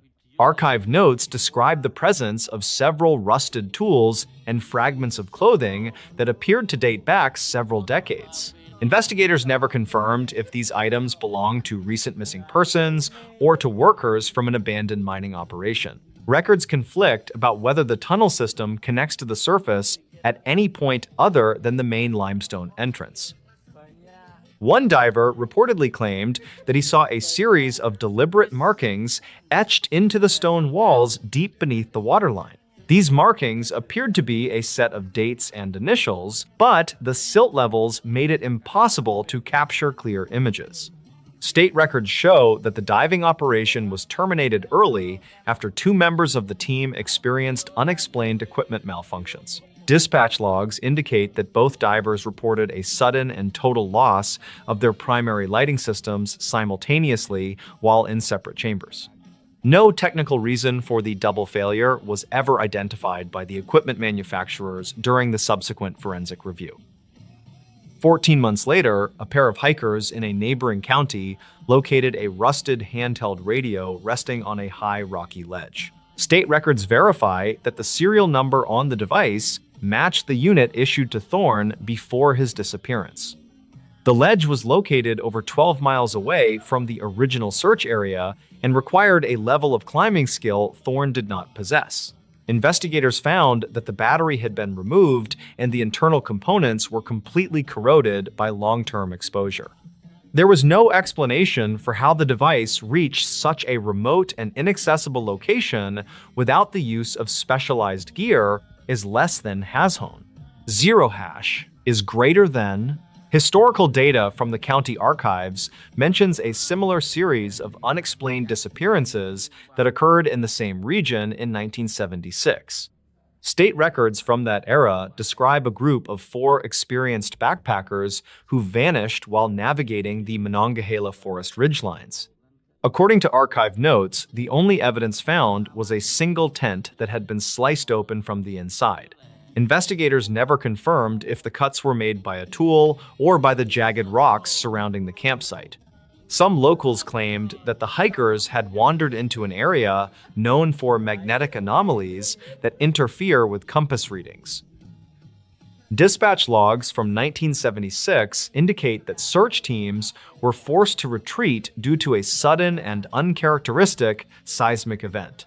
State records show that the ground tremors caused significant shifts in the local cave systems, which altered the landscape permanently. Archive notes from the time suggest that several previously known entrances were swallowed by the shifting limestone plates during the event. Investigators never confirmed if the missing backpackers were trapped in the lower chambers when the geological shift occurred. The files were eventually closed due to a lack of physical evidence or credible leads regarding their final coordinates. In 2015, a local rancher reported finding an old leather satchel partially buried in a dry creek bed near the mountain base. State records indicate that the satchel contained a set of handwritten journals belonging to an unknown individual from 2012. Archive notes from the forensic examination describe the entries as a series of meticulous observations regarding the movement of local wildlife. One specific entry reportedly mentions a large bipedal figure that the author observed watching the camp from the tree line. Investigators never confirmed the identity of the journal author or why the satchel was abandoned in such a precarious spot. The journals also contained a hand-drawn map of the limestone cavern system that featured several exits not found on modern maps. State records show that one of these exits was located near the ledge where Thorne's radio was discovered later. Some investigators questioned if a hidden network of tunnels allowed for rapid movement across the difficult mountain terrain without being detected. Dispatch logs from 2015 indicate that a brief follow-up search was conducted based on the coordinates in the journal. However, the teams found that the specific area mentioned had been covered by a massive rockfall following the 2013 storms. County files from 2016 detail a report of strange light patterns observed by commercial pilots flying over the Monongahela region. State records indicate that the lights appeared as a series of blue pulses originating from the deep mountain valleys. Investigators never confirmed the source of the illumination, although some suggested it was atmospheric phenomena common to high altitudes. Archive notes from the federal aviation logs show that the pulses did not correspond to any known ground-based signals. These reports coincided with another brief spike in local missing person cases that occurred during the same calendar month. The case of Elias Thorne and Sarah Miller remains open in the state records, although no new leads have surfaced recently. Dispatch logs from the original search are still categorized as incomplete because of the numerous reports that were never officially verified. Some locals claimed that the mountain terrain itself changes during heavy fog, making it nearly impossible for even experienced rangers to navigate. Archived notes from the lead investigator suggest that Thorne might have simply succumbed to the elements after becoming disoriented. However, the lack of a body and the strange placement of his equipment continue to fuel a sense of uncertainty. In this new story, the Cumberland wilderness went silent, then we heard it. The dense forests of the Cumberland Gap hold a history of strange occurrences that the local authorities rarely discuss. Gideon Thorne had spent nearly 30 years patrolling the deep woods of the Cumberland wilderness near the quiet Kentucky border. The summer of 1997 was the hottest season on record, and the local wildlife had grown very restless. Gideon was 48 years old, and he oversaw a small team of rangers who focused on the southern ridges. His job required him to manage the safety of hikers who often underestimated the complexity of the ancient limestone caves. He carried a heavy radio and a notebook filled with the coordinates of every hidden spring in his large sector. A wildlife researcher named Beckett Sterling arrived at the ranger station during the first week of August to study birds. Beckett was 32 years old, and he specialized in bioacoustics, which is the study of natural forest sounds. He told the ranger he wanted to record the rare owls that lived in a remote valley called Blackwood Hollow. Gideon checked his permits and reminded the young man that the hollow was known for its unusually thick morning fog. Beckett just smiled, and he adjusted the straps on his large pack before heading toward the dark forest trail ahead. The ranger watched the researcher disappear into the tree line, and he felt a familiar weight of concern in chest. The first 5 days of the expedition passed without any major issues, and the weather remained remarkably clear and sunny. Beckett sent a brief radio check-in every evening at exactly 6 o'clock to confirm his location and safety.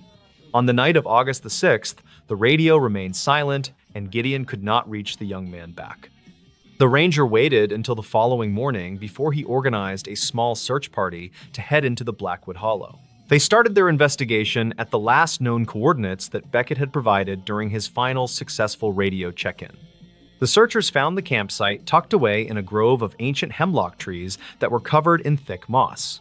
The tent was still zipped shut, and all of the expensive recording equipment was sitting on a folding wooden table. Gideon noticed that the entire forest was eerily quiet, and not a single bird was singing in the morning light. There were no signs of a struggle, and the food supplies belonging to Beckett were still sealed in plastic bags. The search party expanded their perimeter, but they could not find any footprints or broken branches in the surrounding area. Gideon found a digital recorder that was still running, and he put on the headphones to listen to the print. The audio file started with the normal sounds of the forest, including the wind in the trees and distant owls. At exactly midnight on the recording, the woods went completely silent, as if someone had turned off a giant switch. The silence lasted for nearly 4 hours, and the only sound was the faint hum of the internal electronic components. Then a rhythmic tapping started to echo through the speakers, and it sounded like a person using a heavy hammer. Beckett could be heard whispering into his microphone about a large shadow that was moving through the trees near camp. He described a figure that was at least 8 feet tall, and it moved without making any sound on leaves.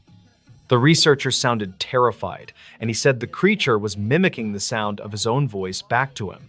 According to the recording, the being stood just outside the tent, and it repeated the exact words Beckett spoke. The final entry ended with a loud, metallic screech and the sound of something heavy being dragged across the ground. Gideon felt a chill go down his spine as he realized that the researcher was not alone in Hollow. The search party spent the next 3 days scouring every inch of the valley, but they found absolutely nothing new. Gideon decided to review the archived dispatch logs from the early 1970s to see if this happened before then. He discovered that 3 other researchers had vanished in Blackwood Hollow under the exact same circumstances during the summer months. Each case involved a period of total forest silence, followed by reports of strange voices echoing through the limestone caves. Gideon realized that the hollow acted like a natural echo chamber that could capture and repeat sounds for many years. He returned to the campsite one last time, and he began to tap on the nearby rock walls with shovel. He heard a human voice whisper his name from deep within the stones, and it sounded exactly like Beckett Sterling. The ranger followed the sound toward a narrow opening in the cliff face that was hidden behind a thick waterfall. He squeezed through the gap, and he found himself in a large cavern that was filled with old recording gear. The equipment was decades old, and it had been carefully organized by someone who knew exactly how it all worked.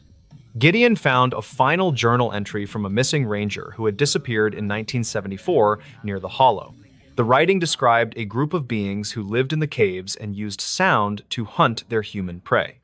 These creatures could perfectly mimic the voices of loved ones to lure people away from their safe and marked trails. Gideon realized that Beckett had been tricked into following a voice that sounded like a friend calling for help. He saw a pile of bones in the corner of the cave that belonged to many different people, and the ranger managed to escape the cavern just as the rhythmic tapping started to echo through the dark stone walls. He ordered the entire Blackwood Hollow to be sealed off from the public, and he declared it a danger. The official report stated that Beckett Sterling had likely fallen into an unmarked sinkhole during a sudden and violent storm. Gideon knew the truth was much more unsettling because the mountain was still holding the voices of the lost hikers. He retired from the service a year later, and he moved to a quiet town where the ground was.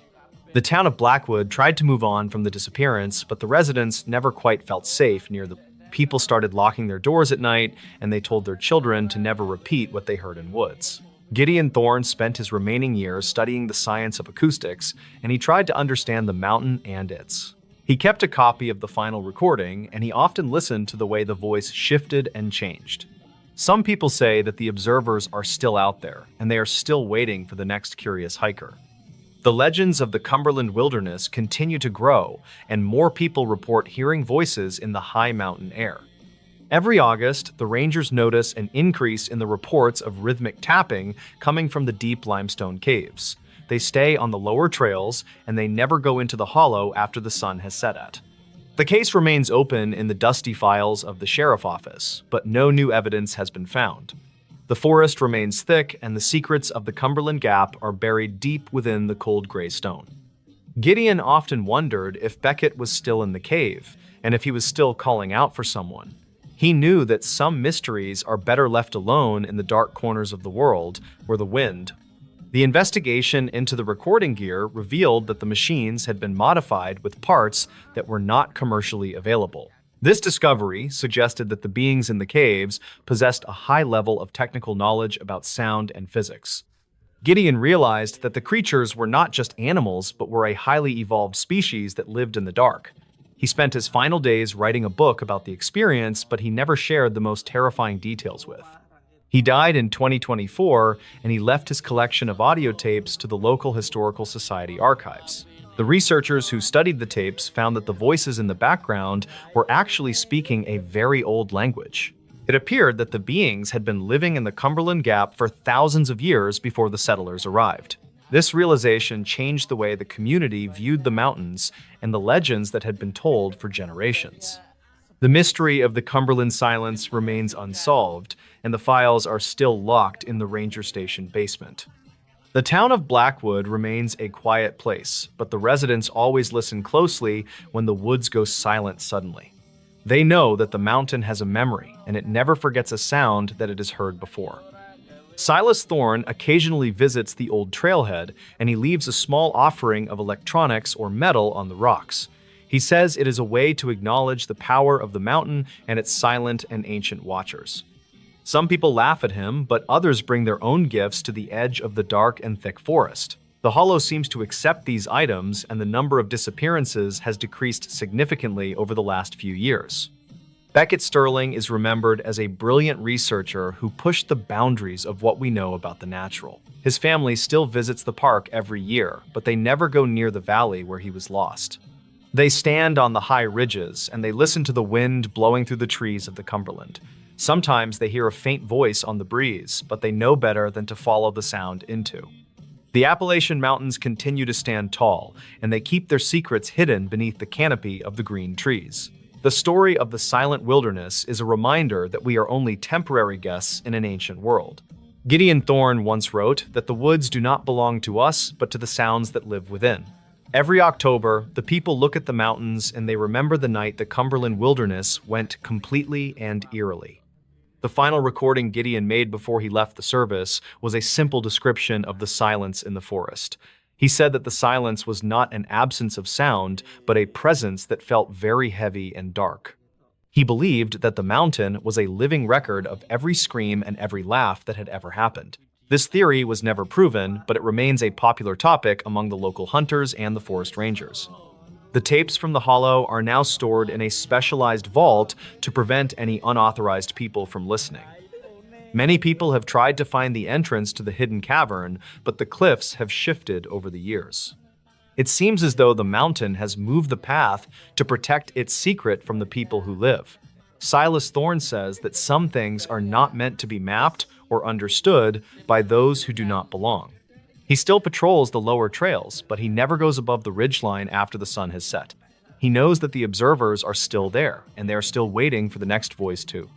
The legend of the Cumberland Silence is a chilling reminder of the power of the strange and the dark. The mountain remains a silent witness to the history of the land and the people who have passed through. Every year, the fog rolls into the hollow, and the woods go quiet once again for a long time. In this new story, most visitors entered Appalachia expecting breathtaking overlooks, quiet rivers, and endless forests painted with brilliant autumn colors. They planned scenic drives through mountain passes where every curve revealed another postcard view. Few realized those same roads carried generations of stories that never appeared in travel brochures. Long before highways connected distant towns, narrow mountain routes linked isolated communities that depended entirely on one another. Families remembered every bridge, every abandoned church, and every forgotten cemetery hidden among the ridges. Some roads eventually gained quiet reputations that locals rarely discussed with strangers. The warnings usually arrived as simple advice rather than dramatic ghost stories. Older residents suggested reaching the next town before sunset or choosing the longer highway instead of certain backroads. They almost never explained why. For most travelers, those conversations sounded like ordinary mountain folklore.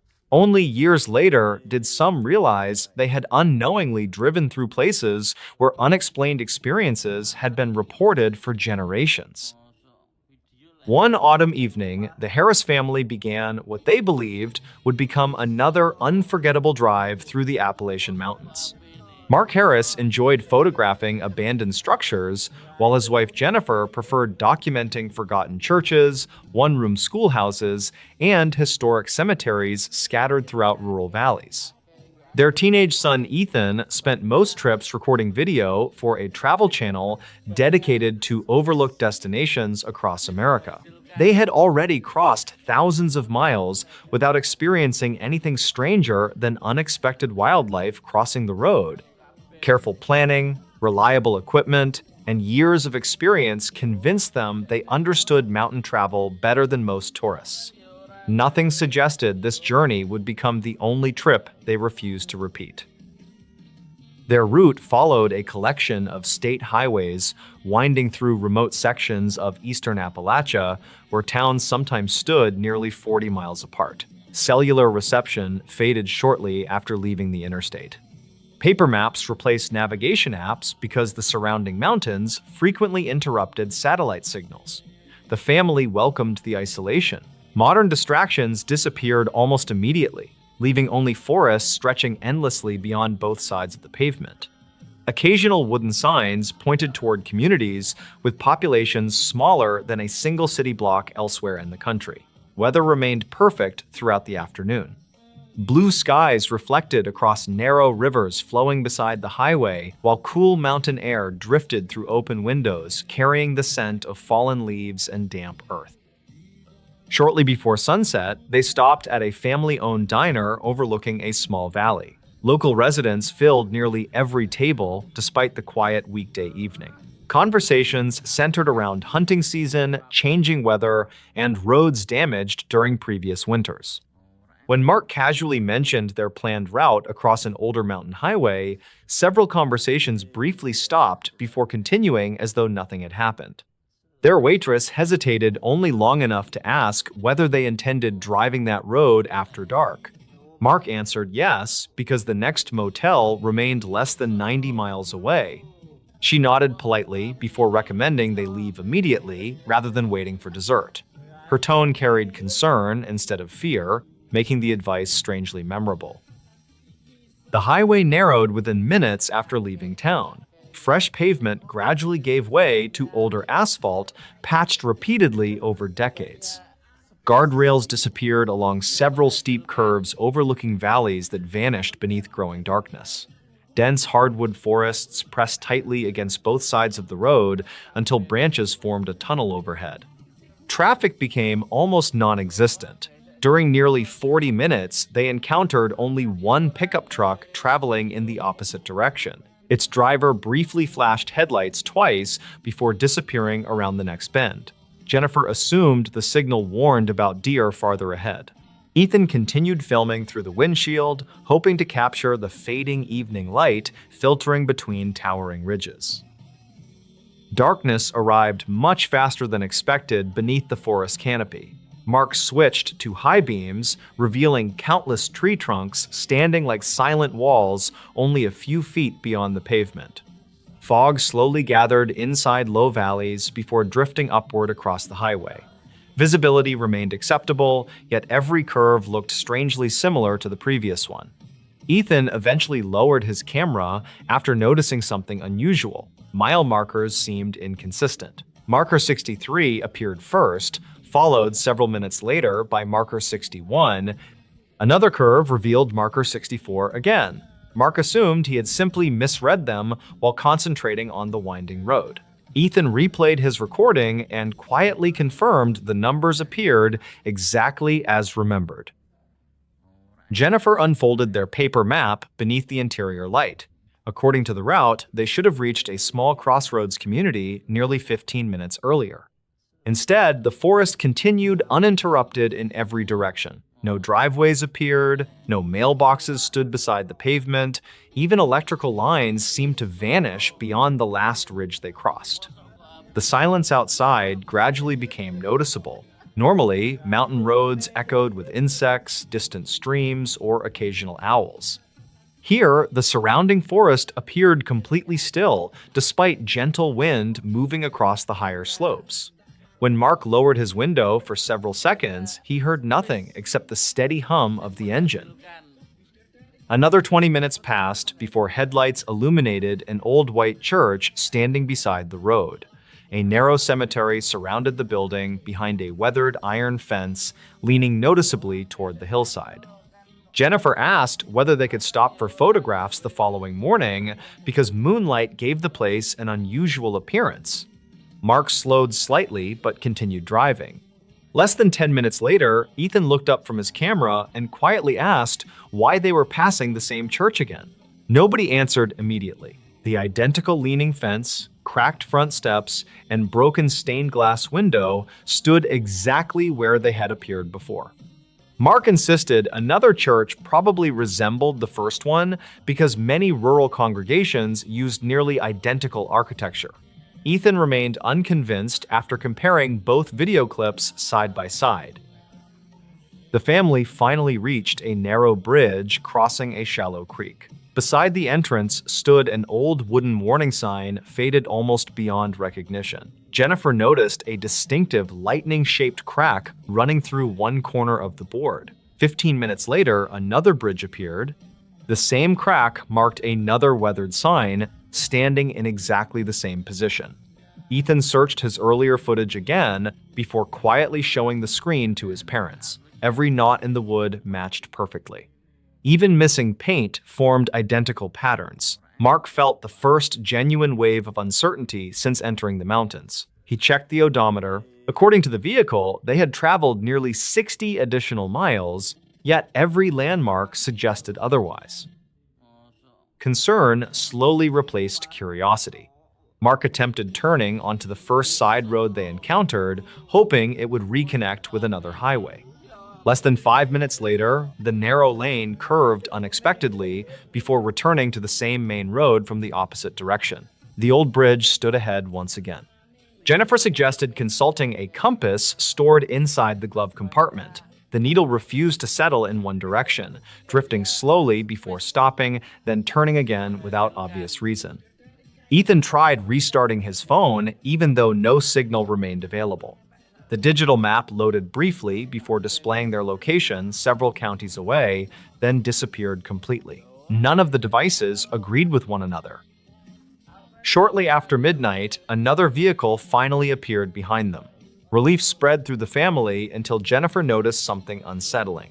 The headlights never seemed to grow closer, despite following for nearly 15 minutes. They remained the same distance back through every curve, occasionally disappearing behind hills before returning exactly where they had been before. Mark reduced speed, hoping the driver would pass. The lights slowed as well. He accelerated slightly. They matched his pace again without gaining or falling farther behind. Ethan filmed through the rear window until the headlights vanished completely while rounding one sharp bend. The road behind them remained empty for miles afterward. Nearly an hour later, they reached a small gas station illuminated by a single fluorescent light. Relief quickly turned into confusion after discovering the pumps covered with rust and weeds growing through cracked concrete. Dust coated every window. The building had obviously been abandoned for years. Jennifer later recalled feeling certain she had seen the lights glowing from nearly a mile away, yet no electrical service appeared connected anywhere on the property. Ethan photographed the station before they continued driving. The digital timestamps on every image later showed conflicting times despite being taken only seconds apart. Some indicated photographs captured before they entered the highway, while others appeared almost 2 hours into the future. No explanation ever accounted for the corrupted sequence. The highway finally emerged from the mountains shortly before dawn. A larger state road appeared ahead, along with the first passing traffic they had seen in hours. They stopped at a convenience store where the cashier immediately asked whether they had spent the night on the old mountain route. Without describing their experience, Mark simply nodded. The cashier quietly explained that travelers occasionally arrived exhausted after believing they had driven in circles despite following the same highway. Most blamed heavy fog, unfamiliar terrain, or fatigue. Others refused, discussing the experience altogether. Local law enforcement had investigated numerous reports over the years, yet found no damaged signs, missing intersections, or roadway defects capable of explaining why unrelated visitors described remarkably similar experiences separated by decades. Back home, the Harris family reviewed every photograph, map, and video collected during the trip. Mileage records, timestamps, and recorded landmarks refused to fit into any logical sequence. Nothing proved anything supernatural had occurred. Mountain roads, exhaustion, changing weather, and human perception could easily combine in unexpected ways. Researchers studying navigation errors have long documented how isolated environments distort distance, direction, and memory, especially after dark. Even so, one detail remained impossible for the family to ignore. Ethan's continuous dashboard recording showed the same weathered church appearing twice without any visible turnaround, intersection, or break in the journey. Every attempt to retrace the route months later failed because neither the church nor the abandoned gas station could be located where maps indicated they should have been. Today, the family still visits Appalachia, but they never travel unfamiliar mountain roads after sunset. Whenever someone asks why, they simply recommend reaching the next town before dark, repeating the same quiet advice once offered to them without explanation.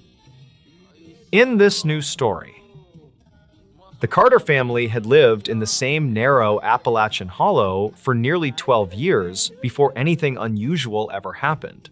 Their weathered farmhouse rested between steep forested ridges where sunlight disappeared long before evening reached nearby towns. Only 4 other homes stood within several miles, separated by winding gravel roads and dense hardwood forests that seemed to swallow every sound after sunset. The isolation had always been part of the appeal because the family preferred quiet lives away from crowded highways and expanding suburbs. Neighbors often described the hollow as peaceful, despite its reputation among older residents who quietly admitted they avoided walking those woods after dark. Spring arrived later than expected during that particular year. Cold mornings lingered well into April, leaving thick patches of fog trapped along the valley floor until midday. The Carter family continued their daily routines without noticing anything out of place. David worked maintenance at a nearby lumber mill while his wife Karen managed the property and homeschooled their youngest daughter.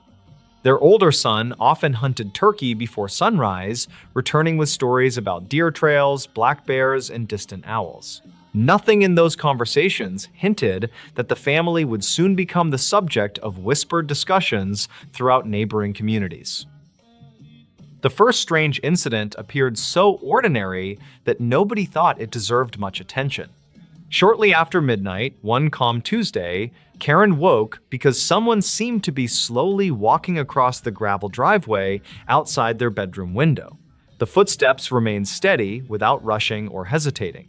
She assumed a neighbor needed help with a broken truck because emergencies sometimes happened in remote mountain communities. David pulled aside the curtain, expecting headlights or flashlights. Instead, he found only darkness stretching across the yard beneath a cloud-covered sky. The footsteps stopped the moment he looked outside, leaving complete silence behind. The following evening, everything remained perfectly normal until almost the exact same time. Again, the slow footsteps crossed the driveway.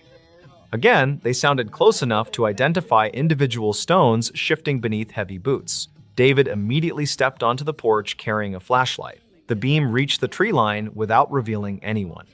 Fresh dew covered the gravel, yet no footprints appeared anywhere across the driveway. The woods surrounding the farmhouse remained unusually still. Even insects seemed quieter than expected for that season, something David mentioned only after returning indoors. By the end of the week, every member of the family except the youngest daughter had heard the footsteps. Each person described the same deliberate pace. Nobody reported running, stumbling, or changing direction. Whatever produced the sound seemed to walk directly toward the front porch before stopping several feet short of the steps. Then, absolute silence followed. The family waited behind darkened windows several nights, hoping to catch whoever might be playing an elaborate prank. No figure ever appeared despite the unmistakable sound approaching the house with remarkable consistency. Weeks passed before another detail entered the story. Their closest neighbor, who lived almost 2 miles away, casually mentioned hearing someone walking outside his barn after midnight. He assumed raccoons had climbed across stored equipment until he noticed the sounds resembled measured human footsteps rather than animal movement. When David described similar experiences, the neighbor grew noticeably uncomfortable. He admitted older relatives once warned him never to investigate unexplained footsteps echoing through mountain hollows during unusually quiet nights. Those warnings came without explanations because previous generations rarely discussed such experiences openly. David dismissed the conversation as local folklore, even though the timing unsettled him.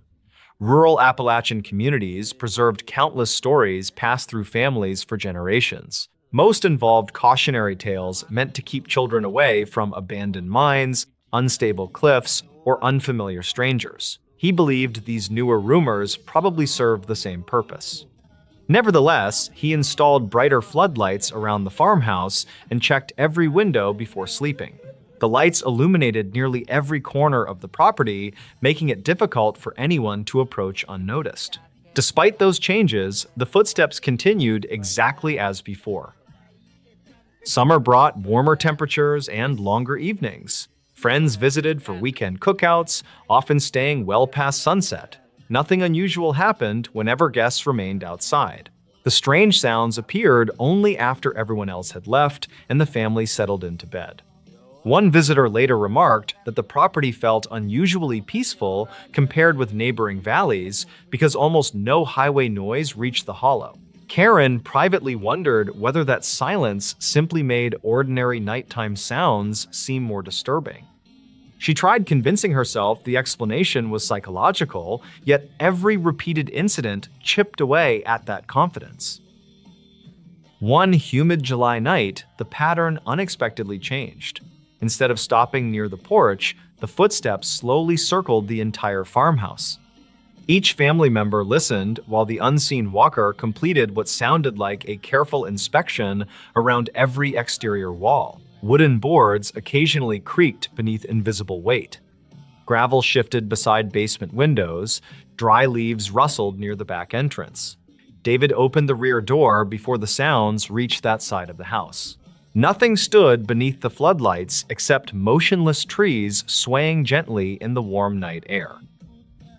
Karen began recording dates and times inside a notebook. She hoped documenting each occurrence might reveal a logical pattern connected to weather, wildlife, or nearby activity.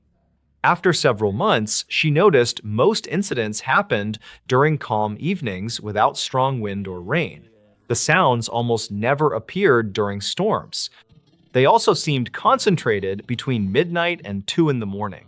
Those observations fascinated David because they suggested consistency rather than random imagination. Still, neither explanation nor physical evidence emerged despite careful attention. The new house seemed perfect until we heard someone upstairs.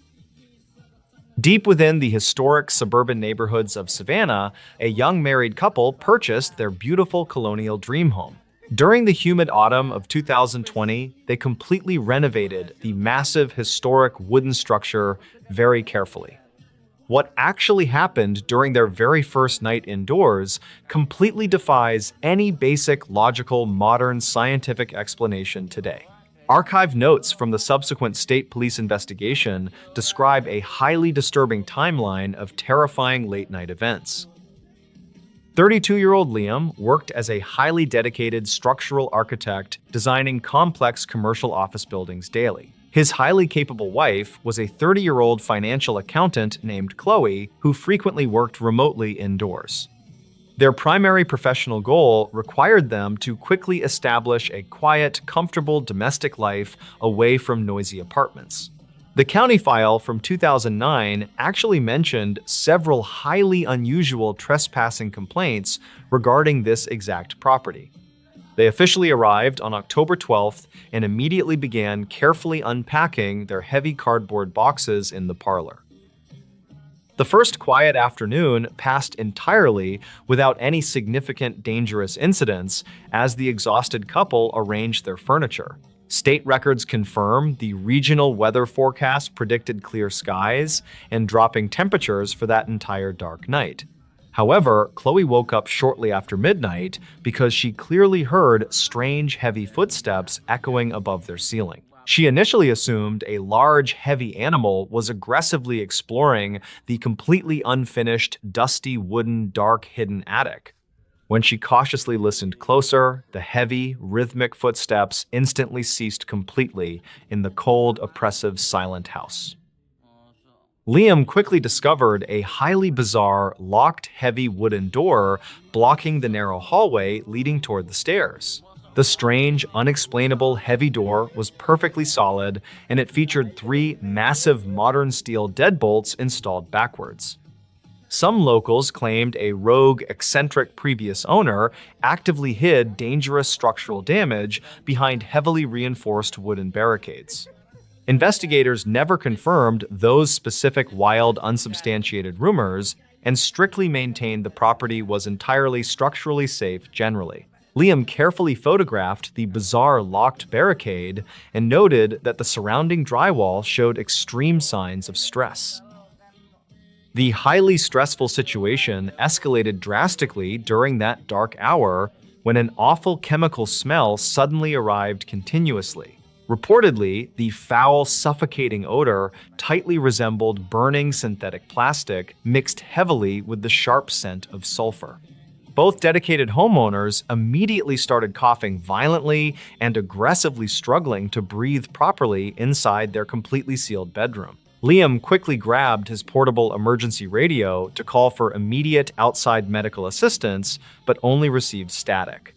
Dispatch logs show no emergency distress calls were ever successfully officially recorded by the regional police department then. Suddenly, a massive, unseen, heavy physical force violently shook the solid foundation and violently rattled the thick windows. Liam scrambled frantically toward the dark hallway and desperately aimed his high-powered security flashlight toward the ceiling. The glowing beam instantly revealed an enormous, intense, dark mass standing perfectly still directly behind the stair banister. The strange, dark anomaly lacked any discernible biological features and completely blocked the normal, bright ambient light entirely. Records conflict regarding exactly how long they silently, terrifyingly watched the imposing tall anomaly before it slowly retreated.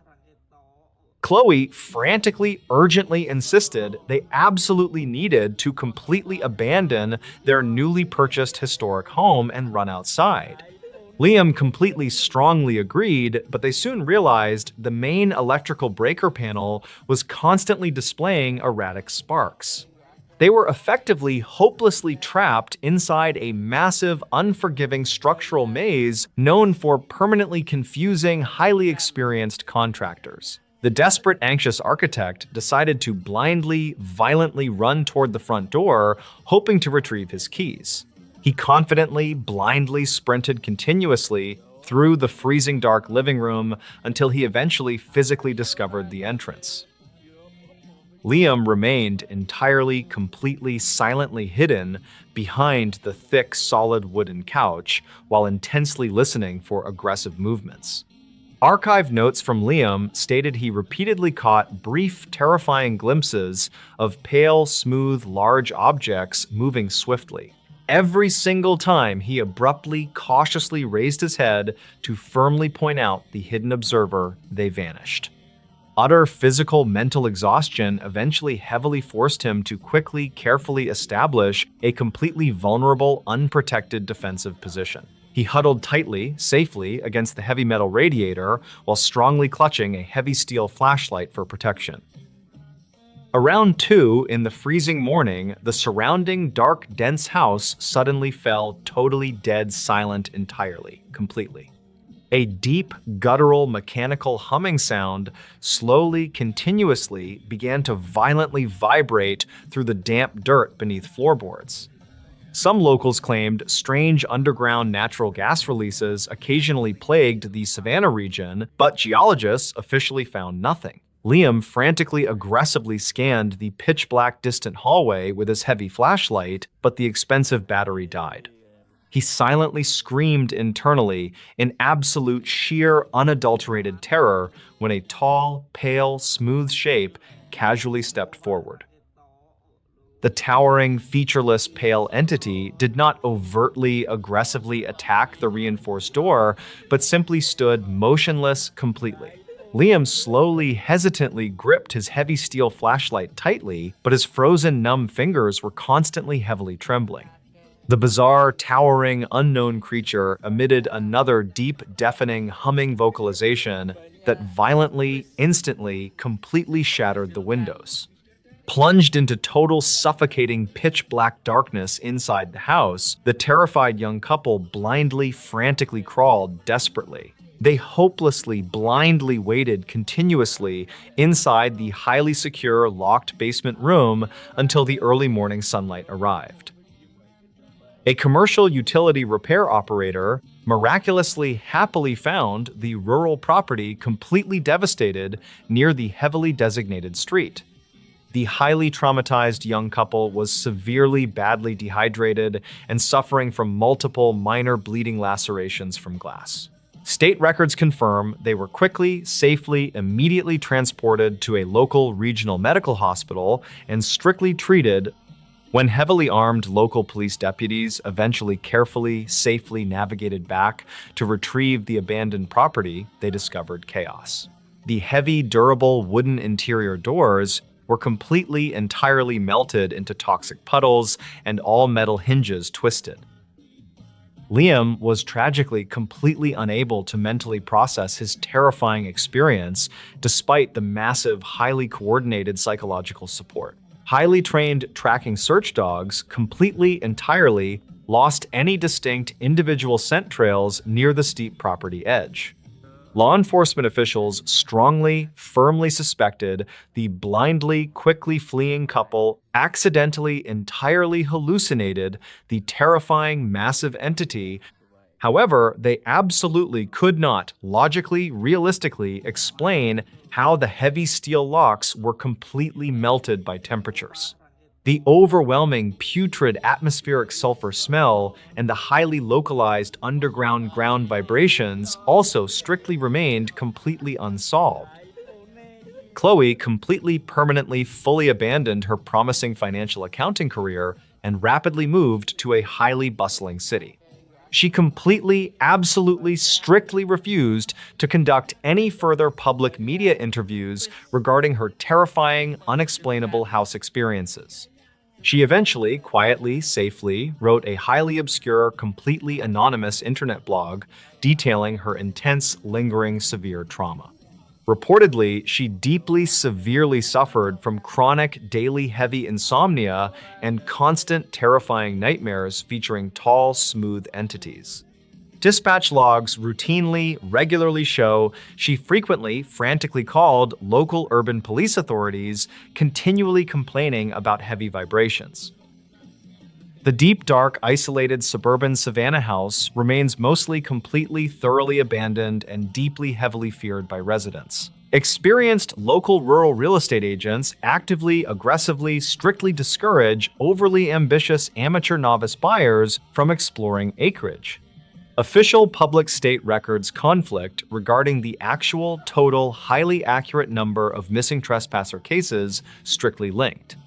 Some ambitious, independent amateur internet investigators occasionally, completely venture into the dark, unmarked house hoping for evidence. Most of them always safely return completely empty-handed, while a few others quickly emerge with unsettling stories.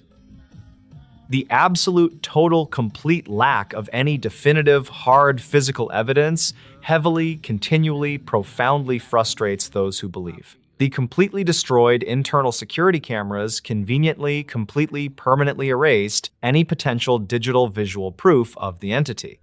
Vociferous internet online skeptics constantly, loudly, aggressively argue that sheer blind panic and total utter darkness easily transformed. Archived notes thoroughly gathered from the official local police investigation strictly concluded that an undocumented leak, yet the exact, highly specific, true physical origin nature of those massive, perfectly smooth, melted door frames remains. University biology science experts permanently dismiss the crazy, ridiculous, bizarre idea of a completely unknown anomaly. They strongly argue that an active, healthy, massive biological population of large hidden creatures leaves evidence. No unusual biological organic hair samples or strange skeletal biological bone remains have ever been positively linked. Some locals claimed the federal, national, centralized government aggressively, permanently suppressed the actual truth to protect operations. Investigators never confirmed any grand, illegal, hidden conspiracy and officially closed the bizarre, terrifying case. The strange things that happened during those June nights. Deep within the heavy, humid swamps of southern Louisiana, an isolated botanical expedition encountered something entirely unexplained. During the sweltering hot summer of 2017, two highly dedicated researchers established a remote camp. What they recorded over 3 continuous, terrifying nights remains a highly contested mystery among local authorities today. Archived notes from their official state investigation reveal a disturbing timeline that defies simple, logical, scientific explanation. Mark was a 32-year-old professional field botanist tasked with documenting rare endangered swamp orchids. His capable working partner was a 29-year-old highly experienced wildlife photographer named Lisa. Their primary scientific objective required them to camp deep inside the remote bayou away from established trails. The official county file from 2009 mentioned highly unusual animal migration patterns throughout that region. They safely arrived on June 12th and immediately began setting up their heavy equipment near dark water. The first quiet night passed without any significant dangerous incidents as the thoroughly exhausted researchers slept soundly. State records confirm that severe scattered thunderstorms unexpectedly bypassed their specific location despite highly ominous weather predictions.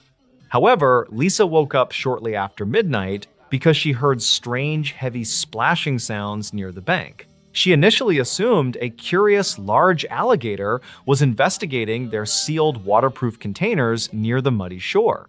When she cautiously shined her heavy flashlight outside, the heavy splashing sounds instantly ceased in the darkness. Mark quickly discovered a series of massive, deep indentations in the damp soil the following humid morning. The strange, deep tracks were vaguely humanoid in shape, but they sank nearly 4 inches into mud. Some locals claimed a rogue commercial trapping outfit operated illegally nearby, but investigators never confirmed those rumors. Mark carefully photographed the bizarre muddy footprints and noted that the stride length indicated a tall creature. He calmly rationalized that rapidly rising swamp water might have dangerously distorted ordinary wild animal tracks overnight. The highly stressful situation escalated drastically during their second dark night when an awful chemical smell arrived. Reportedly, the foul, suffocating odor resembled rotting meat mixed heavily with the sharp scent of raw sulfur. Both dedicated researchers immediately woke up coughing violently and struggling to breathe properly inside their small tents. Lisa quickly grabbed her emergency satellite radio to call for immediate outside assistance, but only received static. Dispatch logs show no emergency distress calls were ever successfully recorded by the regional ranger station then. Suddenly, a massive, unseen heavy force violently shook the solid ground and collapsed the aluminum tent frame. Mark scrambled frantically into the dark open clearing and desperately aimed his high-powered thermal imaging camera. The glowing digital screen instantly revealed an enormous, intense heat signature standing perfectly still behind a cypress. The strange, glowing thermal image lacked any discernible biological features and completely blocked the ambient background radiation. Records conflict regarding exactly how long they silently watched the imposing bright anomaly before it slowly retreated. Morning light quickly revealed that their specialized digital navigation equipment was completely shattered into tiny, useless pieces. Mark frantically insisted they absolutely needed to abandon their remaining camping gear and hike toward the highway. Lisa completely agreed, but they soon realized their backup analog compasses were displaying erratic magnetic directional headings. They were effectively hopelessly lost in a massive, unforgiving wilderness region known for disorienting, highly experienced survivalists. The desperate, anxious botanists decided to blindly follow the slow river current, hoping it intersected a road. They hiked for 12 grueling, painful hours through thick, thorny underbrush while constantly feeling intensely directly watched. Archived notes from Lisa stated she repeatedly caught brief, terrifying glimpses of pale, smooth objects moving swiftly. Every single time she abruptly stopped to point out the hidden observer, the pale, unknown shapes vanished. Utter physical exhaustion eventually forced them to establish a completely vulnerable, unprotected makeshift camp by the water. They huddled tightly together by a small, warm fire while clutching their sturdy walking sticks for protection. Around 2 in the morning, the surrounding dark, dense woods suddenly fell dead silent as insects stopped. A deep, guttural, mechanical humming sound slowly began to vibrate through the damp dirt beneath their boots. Some locals claimed strange underground natural gas releases occasionally plagued the region, but geologists found no evidence. Mark frantically scanned the pitch-black distant tree line with his thermal camera, but the battery exploded. Lisa screamed loudly in absolute terror when a tall, pale, smooth shape casually stepped into the firelight. The towering, featureless, pale entity did not aggressively attack them, but simply stood motionless, staring blankly ahead. Mark slowly reached for his heavy orange flare gun, but his frozen, numb fingers were trembling violently. The bizarre, towering, unknown creature emitted another deep, deafening, humming vocalization that violently extinguished the campfire flames. Plunged into total suffocating pitch darkness, the two terrified close friends blindly ran into the treacherous swamp. They hopelessly sprinted blindly through the dense, tangled brush until they eventually separated from each other forever. A commercial swamp airboat tour operator miraculously found Lisa wandering aimlessly near a designated access channel. The young, traumatized photographer was severely dehydrated and suffering from multiple minor lacerations caused by sharp branches. State records confirm she was immediately transported to a local regional medical hospital and strictly treated. When heavily armed police deputies eventually navigated back to retrieve the abandoned campsite, they discovered sheer chaos. The heavy, durable canvas tents were completely melted into toxic puddles, and all metal hand tools twisted. Mark was tragically never seen again, despite the massive, coordinated regional search effort spanning 3 adjacent parishes. Highly trained search dogs completely lost his distinct individual scent trail near the edge of a deep bog. Law enforcement officials strongly suspected the blindly fleeing botanist accidentally fell into the massive, dark, deep sinkhole. However, they could not realistically explain how the heavy camping equipment was melted by extreme temperatures. The overwhelming putrid atmospheric sulfur smell and the localized underground ground vibrations also remained totally unsolved. Lisa permanently abandoned her promising wildlife photography career and moved to a bustling, noisy urban city. She absolutely refused to conduct any further public media interviews regarding her terrifying, unexplainable swamp experiences. She eventually quietly wrote a highly obscure anonymous internet blog detailing her intense, lingering psychological mental trauma. Reportedly, she deeply suffered from severe chronic daily insomnia and constant terrifying nightmares featuring tall, faceless entities. Dispatch logs routinely show she frequently called local urban police authorities complaining about strange, heavy mechanical vibrations. The deep, dark Louisiana swamps remain mostly completely uncharted and thoroughly feared by many veteran guides. Experienced local boat tour operators aggressively discourage overly ambitious amateur novice tourists from exploring that bayou. Official public records conflict regarding the actual total accurate number of missing persons cases linked to wilderness. Some ambitious, independent amateur internet investigators occasionally dangerously venture into the region, hoping to finally capture evidence. Most of them always return completely empty-handed, while a few others emerge with deeply unsettling stories. The absolute total lack of any definitive, hard physical evidence continually frustrates those who believe Lisa. The destroyed, shattered thermal camera completely erased any potential digital visual proof of the giant signature. Vociferous internet skeptics constantly loudly argue that sheer blind panic and total darkness easily transformed a bear. Archive notes carefully gathered from the official police investigation confidently concluded that an undocumented toxic gas leaked. Yet, the exact, specific, true origin nature of those massive, perfectly smooth footprints remains a contested topic. University biology experts easily dismiss the crazy, ridiculous idea of a completely unknown, massive swamp animal. They constantly argue that an active, healthy breeding population of large, hidden creatures would leave evidence. No unusual animal hair samples or strange skeletal bone remains have ever been definitively, positively, conclusively linked. Some locals claimed the federal national government quietly, aggressively suppressed the actual truth to secretly protect operations. Official government investigators never confirmed any grand illegal conspiracy and simply permanently closed the bizarre swamp case.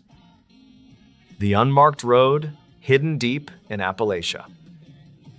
Deep in the heavily forested Appalachian Mountains of West Virginia, a lost driver experienced a completely unexplainable, terrifying event. During the bitter winter of 2020, a dedicated commercial trucker encountered something that defies basic, logical, scientific explanation. What local authorities eventually uncovered completely destroyed the quiet, peaceful illusion of that specific, dark, rural mountain community forever. Archived notes from the massive official investigation describe a highly disturbing timeline of events that still haunts state police today. 42-year-old Arthur Pendleton worked as a dedicated commercial transport driver, simply trying to finish his route. His isolated route forced him through a highly outdated rural mountainous region located miles away from any major modern interstates. His primary daily objective required him to safely deliver heavy industrial equipment completely alone during the long, dark winter nights. The county file from 2009 actually mentioned several highly unusual missing traveler cases originating from that exact region. Arthur arrived on November 12th and immediately began carefully navigating the icy, narrow roads while listening to the quiet radio. The first quiet, freezing hours passed entirely without any significant dangerous incidents, as the exhausted driver cautiously navigated sharp turns. State records confirm that severe, scattered winter storms unexpectedly bypassed their specific elevation despite highly ominous regional weather forecast predictions. However, Arthur stopped his massive truck shortly after midnight because he clearly saw a massive fallen tree blocking the highway. He initially assumed a severe winter windstorm had aggressively knocked the massive dead pine completely across the designated rural road.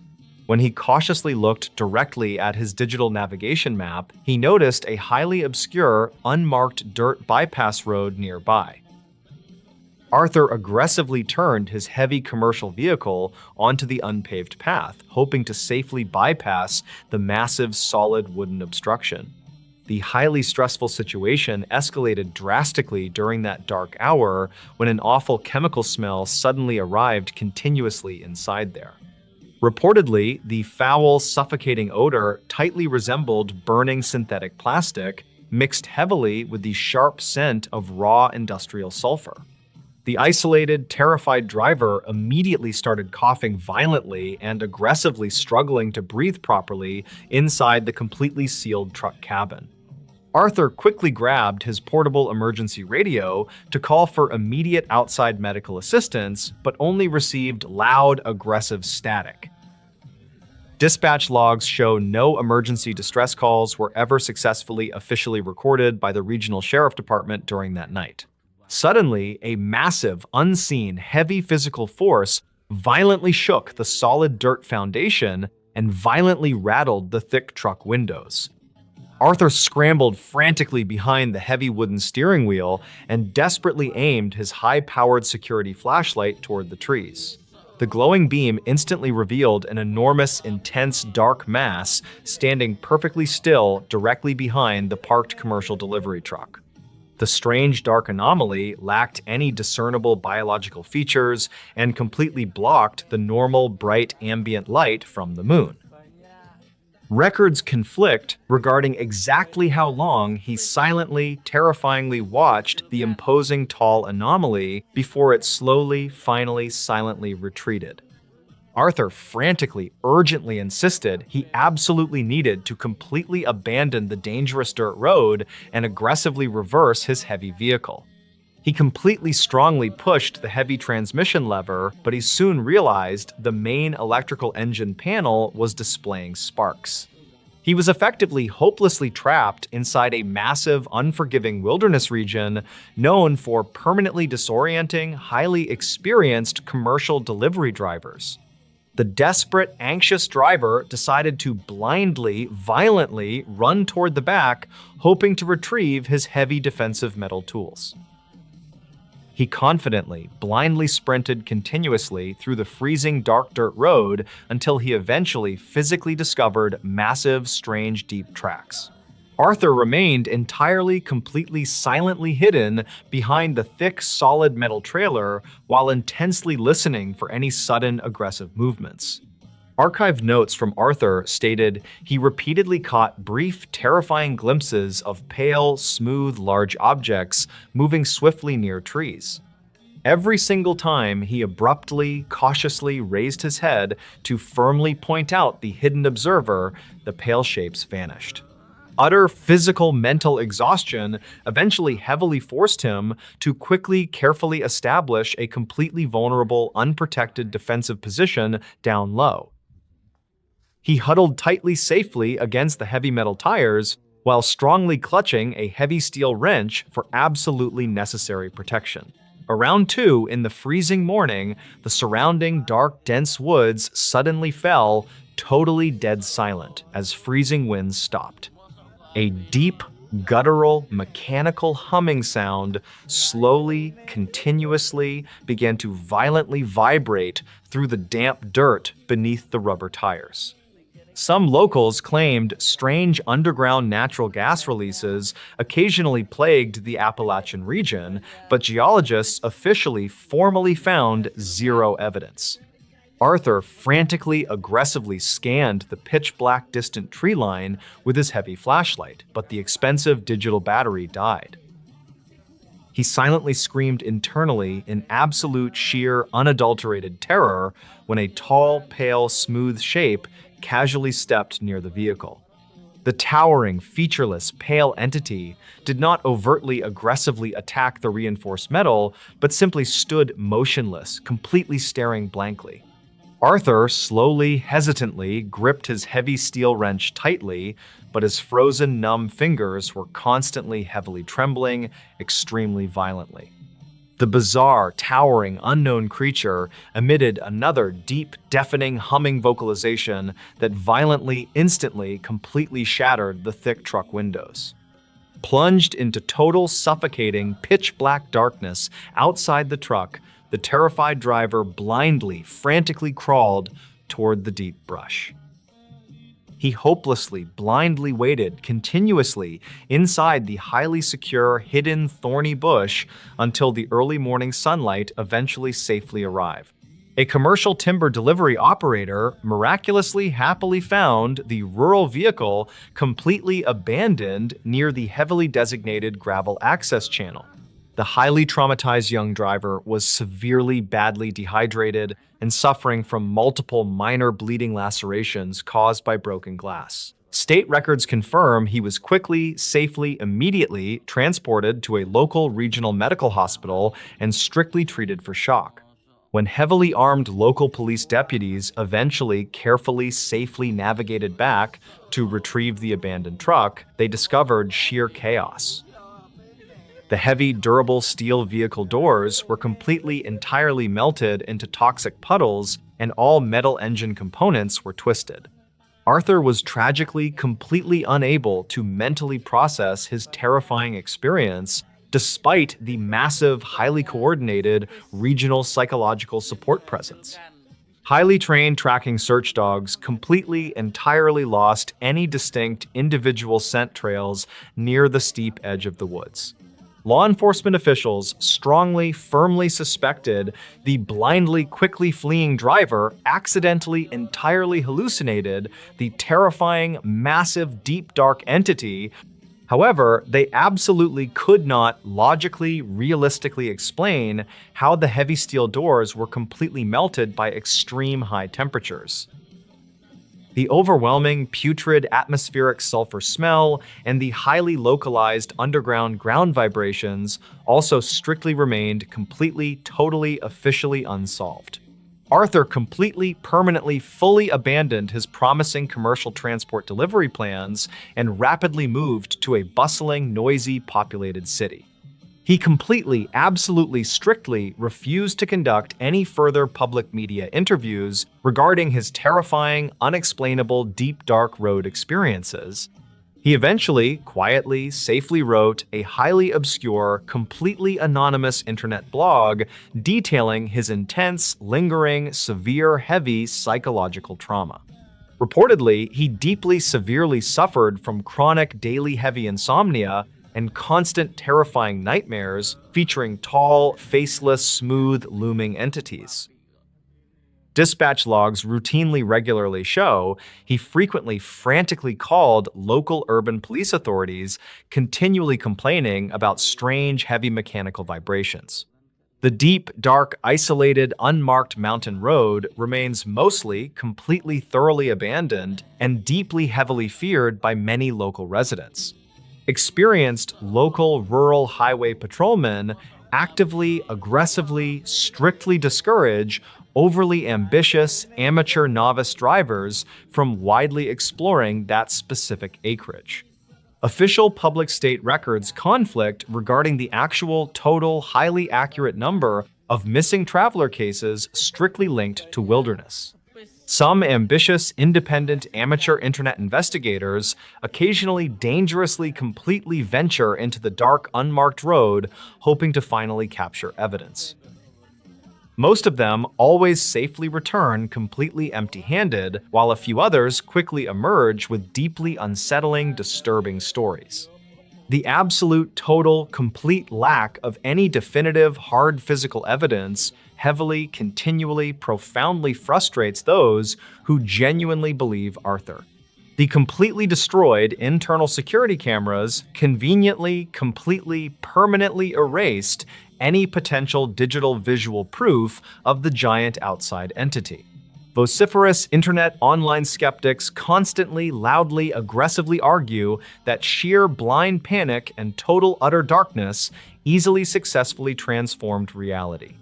Archive notes carefully, thoroughly gathered from the official local police investigation confidently, strictly concluded that an undocumented toxic gas leaked.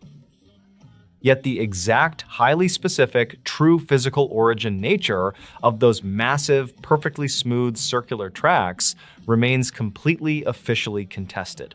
University biology science experts quickly, easily, permanently dismiss the crazy, ridiculous, bizarre idea of a completely unknown, massive humanoid animal. They firmly, constantly, strongly argue that an active, healthy, massive breeding population of large, hidden creatures would leave physical evidence. No unusual animal organic hair samples or strange skeletal biological bone remains have ever been definitively, positively, completely, conclusively linked. Some locals claimed the federal, national, centralized government quietly, aggressively, permanently suppressed the actual truth to secretly protect classified operations. Investigators never confirmed any grand, illegal, hidden conspiracy and simply, safely, permanently, officially closed the bizarre, terrifying, unmarked road case. Arthur constantly refuses to leave his secure concrete urban apartment whenever the winter season finally slowly descends upon the city. He strictly, violently demands that every single heavy deadbolt lock remains securely fastened throughout the entire duration of the night. The actual, absolute, terrifying truth hiding deep within those ancient, desolate Appalachian mountains might never be completely, fully understood logically. Perhaps some dense, dark, forgotten regions of the deep American wilderness are genuinely meant to remain completely, entirely undiscovered forever. The Whispering Ridges of Blackwood Canyon. The eastern slopes of the mountain range remained largely unmapped during the late 19th century, attracting only the most resilient timber cruisers and surveyors. In the autumn of roughly 80 years ago, a team of 4 experienced land surveyors established a base camp in a deep, heavily forested valley known locally as Blackwood Canyon. Their objective was to plot the boundaries of a proposed timber reserve, a task requiring them to spend several weeks in total isolation from the nearest settlement. The environment was characterized by dense stands of old-growth Douglas fir, steep rocky terrain, and a silence so profound that the men initially remarked on the complete absence of typical forest sounds. By the fourth day of the expedition, the routine nature of their work began to shift, as a series of unexplained auditory sensations disrupted the camp. The men reported hearing what sounded like distant, rhythmic chanting that seemed to emanate directly from the stone walls of the canyon rather than from any distinct physical source. The lead surveyor, a veteran of wilderness campaigns named Thomas Albright, noted in his logs that the sounds did not align with any known wildlife or geological activity. The noises typically began just after sundown, starting as a low-frequency hum that vibrated through the ground before transitioning into distinct, modulated cadences resembling human speech. When the crew attempted to trace the sound, they found that its apparent direction shifted constantly, making it impossible to pinpoint an origin point. The younger members of the crew, including a transit operator named Edward Lynn, expressed growing discomfort, describing a sensation of intense pressure in their ears whenever the chanting commenced. Despite their unease, the team maintained their daily schedule, attributing the phenomenon to unusual wind currents passing through the narrow rock formations higher up the ridge. However, the lack of any significant wind during those chilly, still autumn nights quickly complicated that rationalization. As the first week drew to a close, the auditory disturbances escalated from distant hums to loud, distinct vocalizations that appeared to occur much closer to the perimeter of their camp. On the night of October 12th, all four men awoke simultaneously to the sound of a single, sustained note that seemed to vibrate the very canvas of their tents. Albright exited his tent with a lantern, but found nothing in the surrounding woods, except for a peculiar, localized mist that hung low to the ground despite a clear sky overhead. The camp dog, a large retriever known for its reliable tracking instincts, refused to leave the shelter of the supply wagon and spent the remaining hours of the night whimpering. The next morning, the crew discovered that their brass surveying instruments, which had been securely locked in wooden cases, were completely out of alignment, their delicate internal needles pointing wildly away from magnetic north. The psychological toll of the continuous, unexplained noise began to manifest in the behavior of the crew members, who reported experiencing vivid, recurring dreams of vast subterranean spaces. Lynn, in particular, became increasingly obsessed with the idea that the sounds were a form of communication, spending his evening hours sitting at the edge of the firelight, listening intently to the darkness. His journals from that week contained frantic attempts to transcribe the phonetic patterns of the chanting, resulting in pages of repetitive, nonsensical symbols that bore no resemblance to any known language. The other men attempted to dissuade him from his isolation, but a growing sense of irritability and mutual suspicion began to fracture the group dynamic. The shared perception of an unseen, listening presence in the valley created an atmosphere of pervasive dread that made sleep nearly impossible. By mid-October, the weather turned sharply colder, bringing heavy frost but no wind to explain the persistent acoustic phenomena. The team decided to accelerate their fieldwork in order to leave the canyon ahead of schedule, working longer hours in the rugged upper terrain. During these daytime excursions, the men began to experience sensory distortions, reporting that the forest appeared strangely flat and devoid of color, as if a thick veil had been drawn over the landscape. They also noted that their perception of time seemed heavily altered, with hours passing in what felt like mere moments, or conversely, a single afternoon stretching out into an agonizingly long ordeal. On several occasions, members of the party became momentarily separated in wide-open clearings, only to find themselves completely disoriented and unable to locate their companions who were standing less than 50 yards away. The peak incident occurred on the night of October 20th, during a period of total atmospheric stillness. The chanting, which had been absent during the day, returned with an unprecedented intensity that made conversation within the camp impossible without shouting. According to later accounts collected from the survivors, the sound did not seem to travel through the air, but rather originated from within their own skulls, creating an intense throbbing sensation behind their eyes.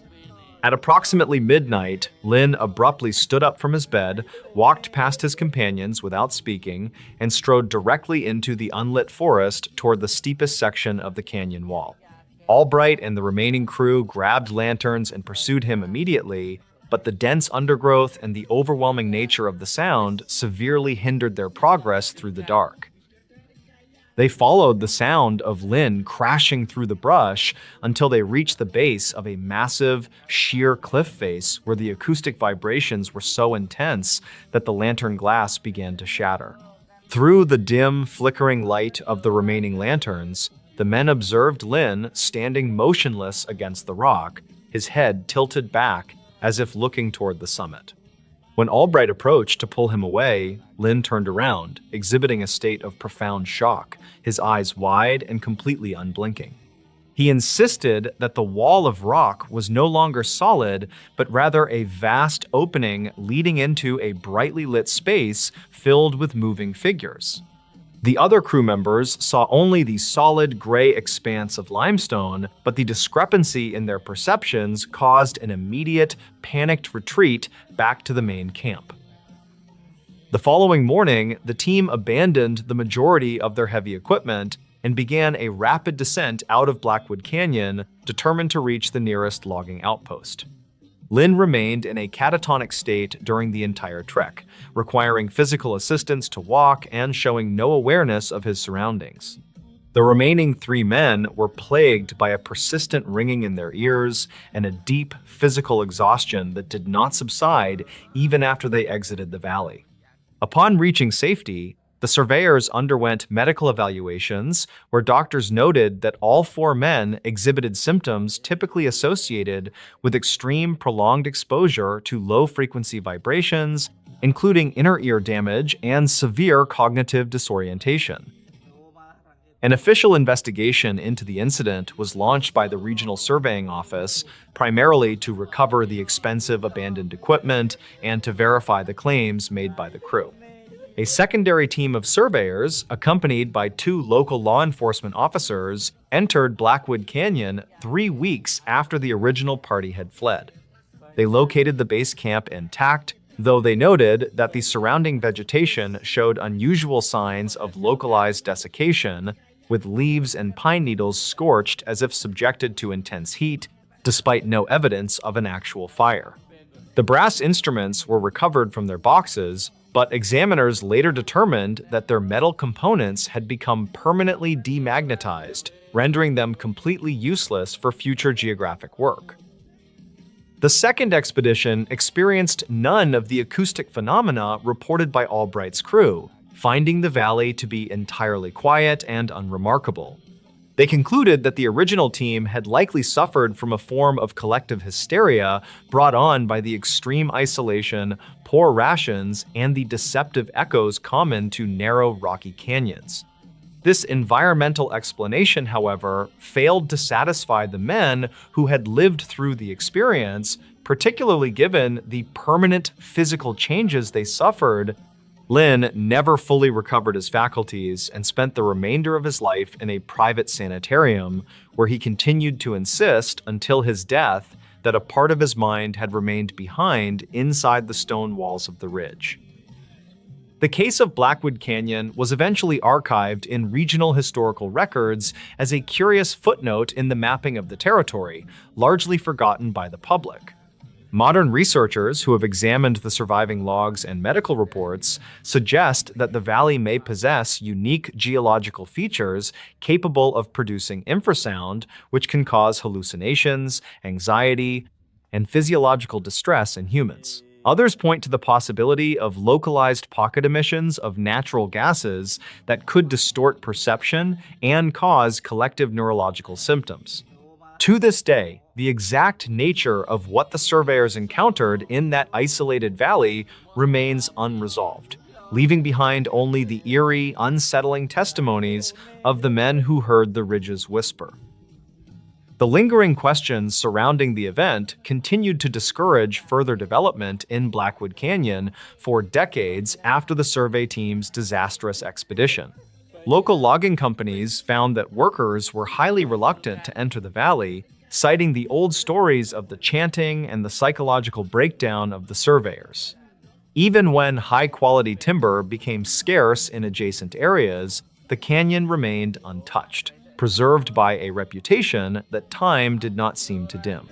The few independent trappers who ventured near the perimeter of the valley in the early 20th century reported that the local wildlife appeared to avoid the deep interior of the canyon, preferring the more open, less oppressive terrain of the outer slopes.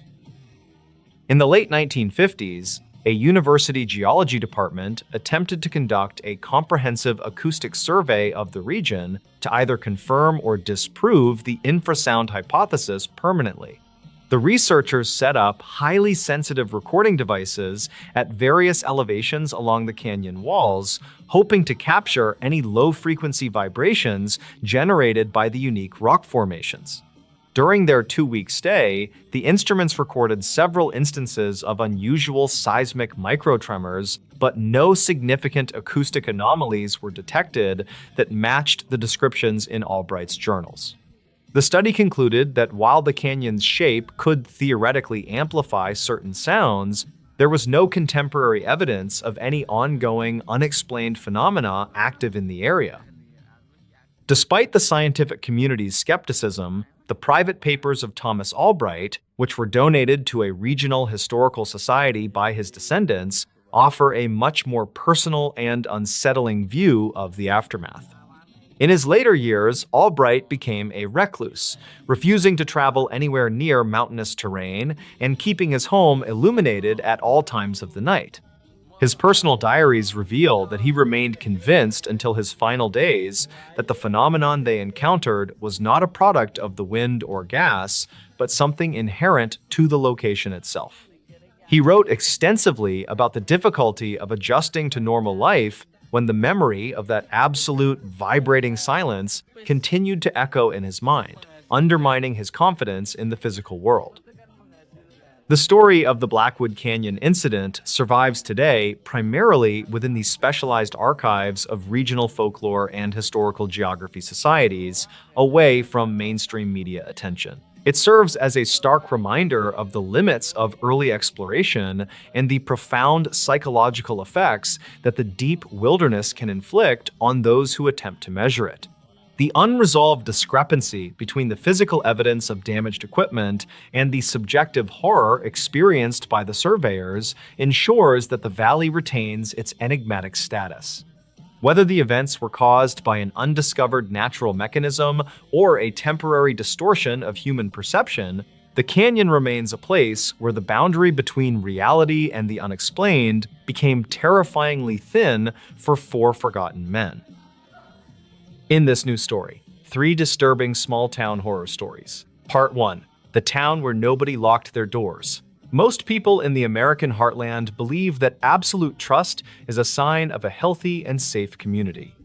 This account from a remote mountain village suggests that leaving your front door unlatched might be an invitation for disaster. In the isolated village of Blackwood Hollow, the local culture was built on the fact that no one locked doors. Harlan Reed was a 41-year-old postal carrier who walked the quiet streets of the Hollow every afternoon. He had lived in the town since 1982, and he knew the specific habits of every single neighbor. The locals believed that their safety was guaranteed by the surrounding mountains and the long history of their shared ancestors. Harlan enjoyed the predictability of his route because it allowed him to finish his work before the early winter darkness. He often dropped off packages directly inside the mudrooms of the elderly residents who could not easily reach their porches. This level of trust was the foundation of the town, and no one ever questioned the safety of the practice. The atmosphere began to change during the first week of November in the year 2021 without any warning. Harlan was delivering a heavy box to a Victorian-style home owned by a woman named Mrs. Gable, who lived. He pushed the front door open as he had done for 15 years, but he felt a sudden and sharp. The house was silent, and the air inside felt significantly colder than the crisp autumn breeze blowing through the yard. He called out for Mrs. Gable, but his voice seemed to be absorbed by the heavy curtains and thick rugs. He noticed that the furniture in the living room had been moved into a tight circle facing the front door. This was strange because the elderly woman was known for her obsession with keeping her home in a perfect state. Harlan left the package on the floor and stepped back outside because he could not shake the feeling of... He mentioned the odd encounter to the local sheriff named Silas Thorne while they were eating lunch at the diner.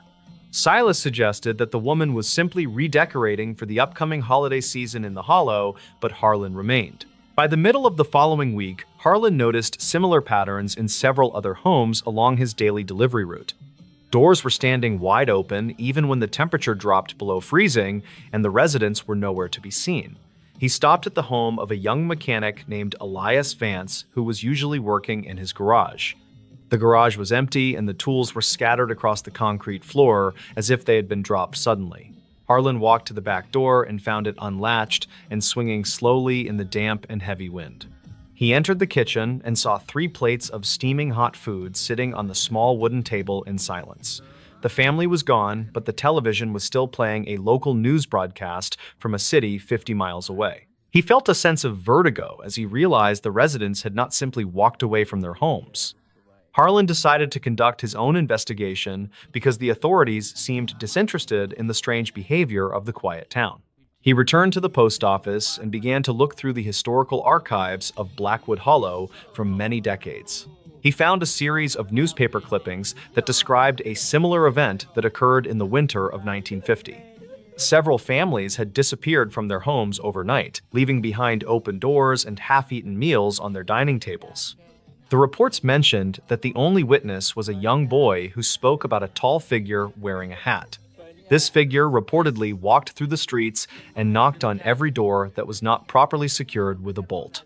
Harlan realized that the current residents were following a tradition that they did not fully understand or even remember. They left their doors open because they believed it kept them safe from the thing that wanted to enter. He spent the next 3 nights watching the main street from the window of his small apartment above the pharmacy. The town was deathly quiet, and the only sound was the howling of the wind through the dark mountain passes. On the 3rd night, he saw a dark shape moving slowly between the houses on the far side of town. The figure was remarkably tall and wore a tattered coat that seemed to blend into the shadows of the trees. Harlan watched in horror as the figure approached the front door of the local grocery store and pushed it open. The figure emerged a few minutes later and moved toward the next house with a purposeful and steady gait. The next morning, he went to the grocery store to see if the owner, named Arthur, was still there. Arthur was sitting in the middle of the aisle, staring at the ceiling with a look of pure and absolute. He did not respond when Harlan called his name or when he shook him gently by the heavy coat. Harlan realized that the town was being harvested by something that used the open doors as an invitation to enter. The residents were not being taken by force, but were surrendering to a force they could not possibly hope. He returned to his apartment and finally did the one thing that no one in the town had ever. He closed his front door and turned the heavy brass deadbolt until he heard a loud and satisfying click. The scratching started at exactly midnight and continued for several hours as the entity circled the small and dark apartment. Harlan could hear the heavy breathing of the thing on the other side of the thin wooden door in silence. It whispered his name in a voice that sounded like the rustling of dry leaves in a very deep. The deadbolt held firm, and the scratching eventually stopped as the sun began to rise over the cold mountain. He finally gathered the courage to open the door and walk out into the streets of the Hollow once more. The town was completely empty, and there was no sign of the residents or the tall figure in the... The open doors were still swinging in the wind, but the houses were now hollow shells of their former selves. The police files confirmed that 100 people disappeared without a single trace of a struggle or a crime.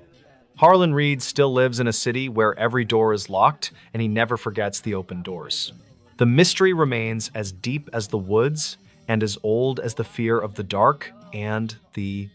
This story serves as a reminder that some traditions are actually chains that bind us to a very dark, The silence of Blackwood Hollow is the only legacy left behind for those who chose to leave doors open. Part 2. Everyone heard screams. Nobody called the police. Most violent crimes happen in the shadows of the night when no one is around to witness the actual struggle. This story is different because it happened in the middle of a crowded neighborhood where every single person was listening. The bystander effect is a documented phenomenon where people fail to help when others are present in a large group. In the autumn of 2021, a small community in Ohio learned how dangerous this silence can truly be. Vance Whitaker was a 45-year-old retired machinery operator who lived in a brick apartment complex in Ohio. He liked the quiet nature of the suburbs because it allowed him to focus on his gardening and local woodcraft. On the night of October 12, 2021, he was sitting in his living room watching a classic film. The complex was designed with a central courtyard where residents often gathered to talk during the warm summer months now. At approximately 10 o'clock that night, a piercing scream echoed through the courtyard and vibrated against the thin glass windows. Vance paused his movie and looked toward the window, but he did not see any movement in the dark shadows. He noticed that the moonlight was casting long and jagged shapes across the brick walls of the apartment buildings tonight. He assumed it was just a group of teenagers playing a prank or perhaps a loud television in another unit. He waited for several minutes for a second sound, but the courtyard remained deathly silent under the dim yellow lights. The air was thick with the scent of damp leaves and the lingering smell of charcoal from a nearby grill. He decided to go back to his movie and ignored the nagging feeling that something was wrong in the complex. Another scream rang out 10 minutes later, followed by the sound of heavy footsteps running across the wet pavement below. Vance stood up and walked to his balcony, but he could only see the silhouettes of his neighbors looking out. No one was shouting for help, and no one was running outside to investigate the source of the terrifying noise. He saw the lights in the apartment across the way flicker on and then off as if someone was watching. Vance felt a sense of relief because he assumed his neighbors were already calling the police to report the disturbance. He sat back down on his worn leather sofa and tried to focus on the dialogue of the old film. The screaming stopped after 30 minutes and was replaced by the low hum of the wind through the courtyard trees. He went to bed shortly after midnight, convinced that the situation had been resolved by the local authorities already today. The next morning, he woke up to the sound of sirens and saw several police cruisers parked in the lot. Yellow crime scene tape was draped across the entrance to the courtyard where he had heard the screams last night. He walked outside and saw a group of his neighbors standing together with looks of deep confusion and mounting guilt. A detective named Silas Thorne began to knock on every door to ask if anyone had heard anything unusual recently. Vance told the detective about the screams and mentioned that he thought someone else had already called the emergency line. The detective looked at his notepad and informed Vance that not a single person in the complex had called them. There were 48 occupied units in the building, and every single resident admitted to hearing the screams that night. They all gave the same excuse that they assumed someone else would take the responsibility for calling the police now. The victim was a 30-year-old woman named Elena Vance, who worked as a night shift nurse nearby today. She had been attacked while walking from her car to the front door of her building in the open air. The investigation revealed that the attacker had stayed in the courtyard for over an hour because he knew no one. He had moved with a calculated slowness because he realized the neighbors were watching but doing nothing to stop him. The forensic team found several discarded cigarette butts near the bushes where the attacker had waited for his next move. The most disturbing part of the case was the realization that the screams were not actually coming from Elena Vance. The detective found a small digital recorder hidden in the bushes that was programmed to play a loop of screams. The attacker had used the recording to desensitize the neighbors and see if anyone would actually step outside to help. Elena had been taken in total silence while the neighbors were distracted by the loud and artificial noise in courtyard. The police found her car door wide open and her keys still hanging from the lock in the driver's side. The twist in the investigation came when they reviewed the security footage from a camera hidden in the lobby area. The man who planted the recorder was not a stranger, but a resident who lived on the third floor now. His name was Julian Reed, and he was a quiet 38-year-old accountant who never caused any trouble. He had spent weeks studying the habits of his neighbors to ensure that his psychological experiment would work perfectly today. Julian did not want to kill anyone, but he wanted to prove that the community was built on false trust. He had taken Elena to a nearby warehouse and left her there safely to show how easy it was. The police found Elena unharmed, but the psychological damage to the residents of the complex was permanent and very deep. Every person who lived in that building eventually moved away because they could no longer look at their neighbors' faces. Vance Whitaker left Ohio a month later and moved to a small cabin where he did not have any neighbors. He realized that the silence of the woods was much safer than the silence of a crowd of indifferent people. The case remains a chilling reminder that we cannot always rely on others to do the right thing in moments. If you hear a scream in the night, you should be the one who makes the call to the police. The ending of this story sounds fake, but the police records confirm the strange details of the social experiment today. Some people want to watch the world burn, and others just want to watch their neighbors do absolutely nothing now. Local psychologists often cite the Blackwood Hollow incident as the perfect example of how urban isolation affects our basic instincts. It remains a mandatory case study for university students who are learning about the complex nature of human social behavior. The recorded screams are still kept in a secure evidence locker at the police station as a grim historical artifact. People who move into the complex today are never told about the night that everyone listened to the darkness alone. Vance Whitaker sometimes looks at the old news clippings and wonders if he would do anything differently if it happened. The silence of the neighborhood was a choice that 48 people made together without ever saying a single word. The world is full of sounds, but the most important ones are often the ones that we choose to ignore. Part 3. The family everyone avoided. Most people who live in the rural corners of northern Maine understand that privacy is a very respected local tradition. There was one specific household on the edge of the woods that made even the most hardened loggers feel uneasy. Beckett Lowry was a 45-year-old carpenter who supposedly moved into the old Miller estate in the winter. He was joined by his wife Alara and their young daughter Maisie, who was rarely seen playing in the yard. The neighbors noticed immediately that the family never traveled into town to buy groceries or supplies like a normal family. They would only see the three of them standing at the edge of the dark forest during the late evening. The Lowry family stood perfectly still for hours while staring into the dense trees as if they were waiting there. No one in the small community ever dared to knock on their door or offer a warm welcome to the quote. The local mail carrier, named Arthur, was the only person who had any regular contact with the strange Miller property. He noticed that the grass in the front yard never seemed to grow despite the heavy rain of the spring.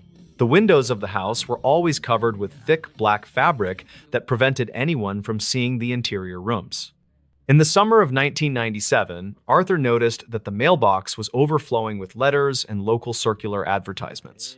He walked up the porch steps and felt a sudden drop in temperature that made his skin crawl with dread. He looked through a small gap in the window fabric and saw the three family members sitting at the table. They were not eating or talking, but were simply staring at the front door with wide and unblinking pale eyes. Arthur dropped the mail and ran back to his truck because the silence from the house felt like He reported the strange incident to the local sheriff named Silas Thorne, who had been patrolling the area for years. Silas was a practical man who did not believe in local legends or the whispered fears of the nervous townspeople. He agreed to perform a welfare check on the Lowry family to ensure that no one was sick or hurt.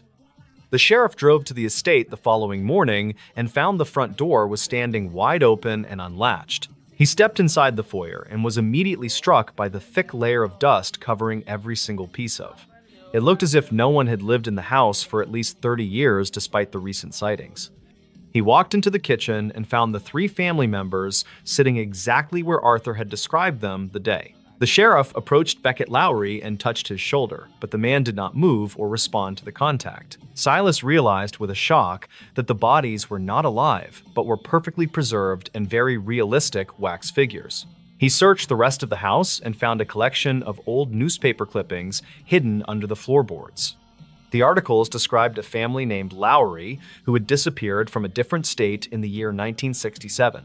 The photographs in the newspapers matched the faces of the wax figures sitting in the kitchen with terrifying and exact. Silas found a journal in the basement that described a man who wanted to recreate his lost family forever today. The writer had spent decades building the figures and moving them around the yard to simulate a normal and living crumb. The neighbors had not seen a real family, but had been watching a grieving man move statues in the dark. The investigation revealed that the real Beckett Lowry had died of natural causes in the basement several months prior today. His body was found resting near a workbench filled with sculpting tools and various jars of heavy industrial grade. The mystery of why the neighbors saw the figures standing on their own remains a topic of local debate now. Some people believe the grief was so strong that it left a permanent stain on the old Miller estate grounds. The house was eventually torn down, but people still avoid the empty lot where the family used to stand. The forest is quiet now, and no one stands at the edge of the trees during the late evening hours. It is a reminder that the things we avoid are often much sadder than the monsters we usually imagine. The police files confirm that the Lowry family was never actually in the state of Maine during that time. In this new story, true creepy and scary horror stories from the Appalachian Mountains. In the autumn of 2021, a 24-year-old hiker named Elias Thorne, who worked as a land surveyor, entered the dense timber of the Monongahela National Forest for a weekend trek. He intended to document seasonal soil erosion patterns along the high ridges near the West Virginia border while testing new GPS equipment in deep terrain. Local dispatch logs from that evening indicate that the weather turned abruptly and a thick fog settled over the limestone valleys without any prior warning. Elias was a seasoned outdoorsman who understood the risks of the Appalachian landscape, but he reportedly failed to check in with his emergency contact. Investigators never confirmed if he strayed from the marked path or if the shifting weather conditions simply obscured the familiar landmarks of the trail. According to archive notes from the regional search team, Elias began to experience a series of equipment failures as he reached the higher elevations. The GPS unit displayed conflicting coordinates that suggested he was moving south, while his compass indicated a steady northern heading toward the primary base camp. He eventually decided to set up a temporary shelter near a rocky outcropping because the visibility had dropped to less than 10 feet. State records indicate that several other hikers in the vicinity reported hearing repetitive metallic sounds echoing through the trees during the late hours of the night. Some locals claimed that the sounds were merely the result of wind moving through abandoned mining shafts, but the county file from 2009 suggests otherwise. Elias woke up during the early morning hours to find that his heavy hiking boots had been moved precisely 3 feet away from his tent. There were no footprints in the soft mud surrounding his campsite, and the internal zipper of his tent was still locked from the previous night. He gathered his belongings in total silence while observing that the surrounding forest had become unnaturally quiet, as if the local wildlife had fled. Records conflict regarding the exact path he took to exit the forest, but Elias later stated that he felt a constant presence just behind him. The investigation concluded without finding any evidence of another person in the area, and the case remains a point of ambiguity for the local authorities. The state records from 2022 mention a second individual named Sarah Miller, who was a 32-year-old biologist studying local bat populations. Sarah was stationed in a remote cabin near the Clench Mountain Range, where she spent several weeks collecting data on nocturnal migratory patterns. Her logs mention that she discovered several strange markings carved into the trees surrounding her research site during the first week of her stay. She reportedly captured several audio recordings of a voice that seemed to mimic her own vocal patterns from the previous evening. Investigators never confirmed the source of the audio, but the archive notes suggest that Sarah became increasingly paranoid about her immediate surroundings. County files from 2015 describe an incident involving a park ranger named Marcus Reed, who was 45 years old at the time. Marcus was tasked with patrolling the northern boundaries of the Great Smoky Mountains, where several campers had reported seeing flickering lights in the distance. He arrived at a clearing near a decommissioned fire tower and discovered a collection of personal items neatly arranged in a circular pattern. The items included a digital watch and a pair of spectacles that appeared to belong to a missing person from 2012. Dispatch logs indicate that Marcus requested immediate backup after hearing a heavy breathing sound coming from the darkness just beyond his flashlight beam. Some locals claimed that the fire tower was the site of a forgotten settlement, but official state records show no evidence of any historical structures. Marcus reported that he saw a tall figure standing perfectly still near the base of the tower, but the figure vanished when he approached. The county file from 2009 mentions a similar encounter involving a group of hunters who were tracking deer in the same region. These men reportedly abandoned their equipment and fled the area after witnessing a series of blue flashes emanating from the forest floor. Investigators never confirmed the cause of the flashes, and the terrain was later declared off-limits for several months following the incident. A third individual, named James Bennett, was a 50-year-old retired police officer who enjoyed solo camping trips in the Blue Ridge Mountains. In the spring of 2016, he planned a 5-day excursion through a section of the forest known for its treacherous slopes. James was equipped with a high-frequency radio and a detailed map of the region that he had used for over 20 years. Archived notes indicate that he sent a brief transmission on the second night, stating that he had found an unmarked cave entrance.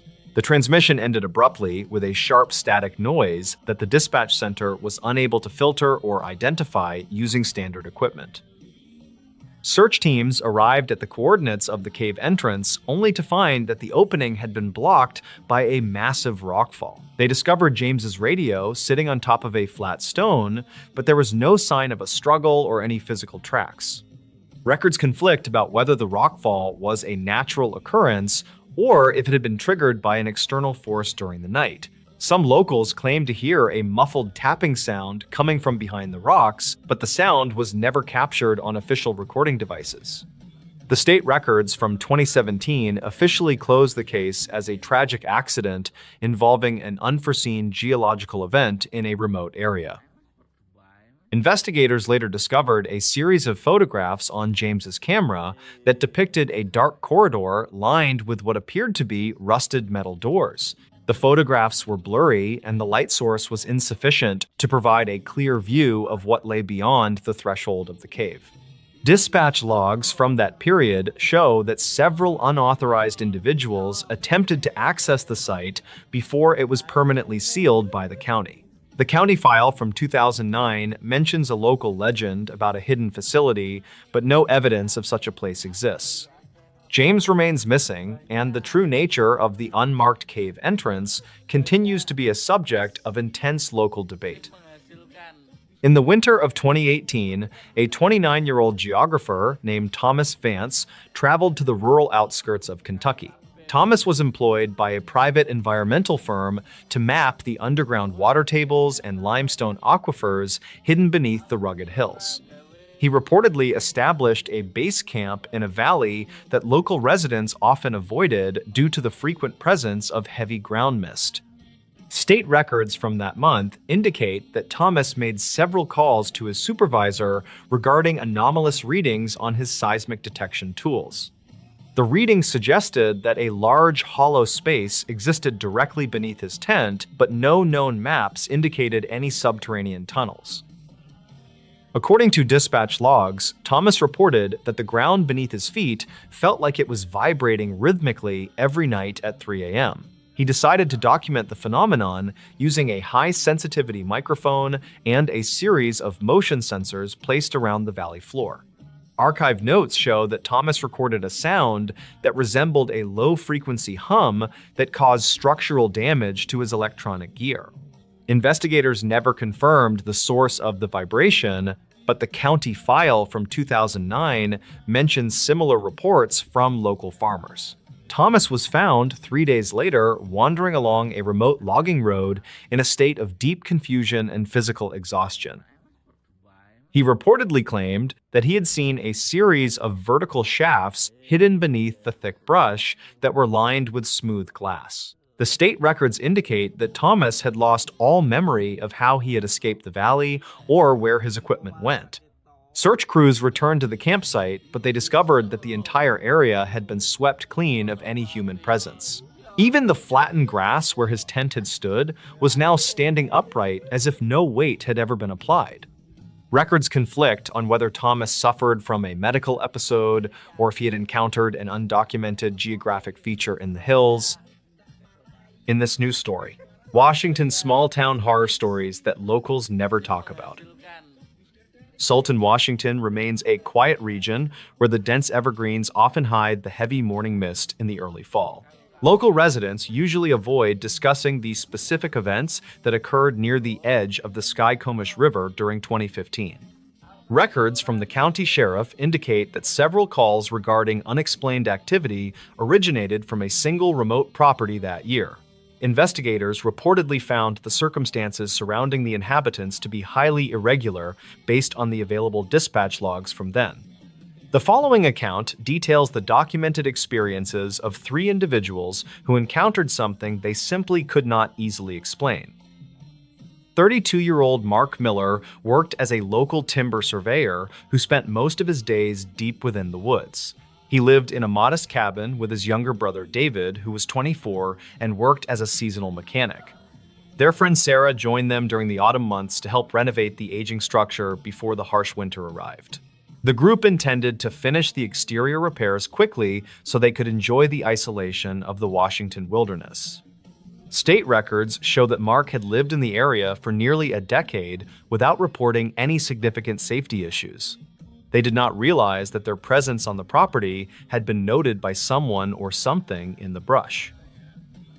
The dense forest surrounding the property was comprised of ancient cedar trees that effectively blocked out most of the natural sunlight. Archived notes from a previous land survey conducted in 2010 mention that the soil in this region was unusually soft. Mark discovered several sets of deep indentations in the earth that did not match any known wildlife species in the area. Some locals claimed that the property had a history of trespassing issues involving people who lived off the grid nearby. Investigators never confirmed the identity of these individuals because the dense terrain made tracking nearly impossible for the local authorities. The 3 friends began to feel a distinct sense of being watched from the dark shadows of the towering trees. Dispatch logs from late September 2015 indicate that Mark called the sheriff to report a series of loud metallic bangs. He stated that the noises seemed to originate from the corrugated metal roof of the tool shed behind the main cabin. David reportedly inspected the area with a high-powered spotlight, but he saw no one standing in the immediate vicinity.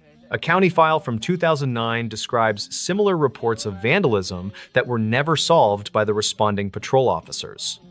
Sarah noted in her personal journal that the atmosphere on the property had changed from peaceful to something quite oppressive. They decided to install several motion-activated lights around the perimeter to ensure their safety during the long and dark nights. State records from October 2015 showed that the local power grid experienced several unexplained surges, specifically in the Sultan area. Sarah reportedly found that all of the heavy kitchen appliances had been moved several inches away from the wooden walls. She told the investigators that she heard the sound of slow breathing coming from the other side of her door. Records conflict regarding whether there were any signs of forced entry found by the officers who arrived later that evening. Some locals claimed that the cabin was built on top of an old mining shaft that created strange acoustic effects. The group became increasingly paranoid as they realized that their physical environment was being subtly altered by an unknown force. Archive notes from the county coroner mention a discovery of several dead animals that were arranged in a perfect circle. Mark found these remains near the edge of the clearing where he usually parked his heavy-duty timber hauling truck. Investigators never confirmed if the animals had been killed by a predator or if they were placed there by someone. The county file from 2009 mentions that a previous resident had reported finding similar patterns in the high grass. David reportedly began to suffer from severe sleep deprivation because he heard the sound of footsteps on the porch every night. He described the noise as a heavy dragging sound that lasted for several minutes before fading away into the deep woods. Dispatch logs from November 2015 record a second call regarding a security breach in the lower level of the cabin. David reportedly found the heavy iron padlock on the cellar door had been snapped off with a pair of bolt cutters. He told the deputy that nothing appeared to be missing from the storage area, despite the door being left wide open. State records indicate that the officers found no fingerprints on the metal surface of the lock or the door handle itself. Some locals claimed that a group of transients was known to use the abandoned mining tunnels for shelter during the winter. Investigators never confirmed this theory because no one was ever located in the subterranean passages beneath the Sultan Forest area. Sarah reportedly captured a single grainy photograph of a figure standing near the tree line during the early hours of the morning. The image shows a tall and thin shape that appears to be wearing a dark hooded coat with no visible face. Archived notes from the sheriff department state that the photograph was too blurry to provide any useful evidence for a search. Records conflict on whether the figure was a physical person or simply a trick of the light among the tall trees. Mark decided to board up the lower windows of the cabin to prevent anyone from looking inside during the night. The three friends stopped leaving the house after the sun went down because the feeling of being hunted became too intense. The final entry in the county file from 2015 describes a massive disturbance that occurred on the 3rd of December. Dispatch logs indicate that a neighbor heard the sound of glass breaking, followed by several loud screams coming from the property. When the officers arrived, they found the front door standing open, and the interior of the cabin was in total disarray. State records show that a significant amount of blood was found on the kitchen floor, but no bodies were ever recovered. Investigators never confirmed the origin of the biological samples because the DNA profiles did not match any of the residents. Some locals claimed that they saw 3 people walking into the river, but these reports were never verified by the police. A massive search party was organized by the local community members who spent 3 weeks combing through the dense evergreen forest. Volunteers reportedly found a single piece of torn clothing that belonged to Sarah snagged on a thick branch near the river. State records indicate that the search was eventually called off due to the arrival of a severe winter storm that year. The investigators found several items of personal value scattered along a trail that led toward the highest peak in the region. Records conflict regarding whether the items were dropped in a hurry or if they were placed as markers for the police. No trace of Mark or David or Sarah was ever found despite the extensive efforts of the local search and rescue teams. The case remains unsolved in the archive notes of the Washington State Police as a mysterious disappearance with no clear motive. The property in Sultan was eventually sold to a private developer who demolished the cabin and cleared the surrounding forest area. County records from 2021 show that no further incidents have been reported on that specific piece of land since. People who live in the region still avoid the area near the Skycomish River when the heavy morning mist rolls in. They reportedly believe that some secrets are better left buried in the soft soil of the deep and dark Washington woods. The true fate of the 3 residents remains one of the greatest mysteries in the history of the small town. What happened in this Appalachian ghost town still terrifies locals today. A freezing rain began to fall over the remote coal valley of Cinder Creek on the 9th night of October 1982. Local dispatch logs later showed that 3 separate emergency calls were placed from the mountain community within a 10-minute window. Each caller reported hearing a low and rhythmic thumping sound that seemed to vibrate directly through their living room floors. State records from that weekend indicated that the state police sent 2 troopers to investigate the unusual disturbance. When the officers arrived at the valley entrance, they found a deserted highway and a town that was completely dark. The local authorities never found a definitive explanation for why an entire community abandoned their homes in a single hour. Gideon Vance was a 38-year-old timber cruiser who spent his days assessing hardwood forests in Western Virginia. He had lived near the mouth of Cinder Creek his entire life and knew the steep mountain paths by heart. On that particular dreary morning, his only goal was to evaluate a dense stand of white oak near the ridgeline. He packed his iron marking axe and a worn leather field journal into the cab of his 4-wheel drive truck. The morning air smelled strongly of wet coal dust and decaying leaves as he started his slow ascent up the mountain. He expected a routine day of measuring trunk diameters and noting boundary markers through the heavy mountain mist. By 4 in the afternoon, a dense and suffocating fog began to roll through the deep gaps in the mountain ridge. Gideon noticed that his pocket watch had stopped ticking entirely, which was highly unusual for a reliable mechanical timepiece. He packed his gear early and decided to walk back down toward the settlement before the mountain trail became treacherous. As he emerged from the tree line above the valley, he noticed that the entire town was shrouded in complete darkness. The streetlights were completely dead, and not a single window showed the warm glow of a lamp or a television screen. He quickened his pace down the gravel road to check on his neighbors at the local store. Gideon parked his truck outside the Cinder Creek General Store and walked up the creaking wooden steps to the front door. The air was deathly quiet, and the only sound was the steady dripping of rain from the rusted tin roof drainage. He pushed the door open and found the interior completely undisturbed, with the cash register drawer still closed tightly. A pot of fresh coffee was sitting on the cold burner, and several open ledgers were scattered across the counter. He shouted into the back storage room, but his voice only produced a faint echo against the unpainted wooden walls. He noticed that every single house along the main road had its front door swung wide open to the storm.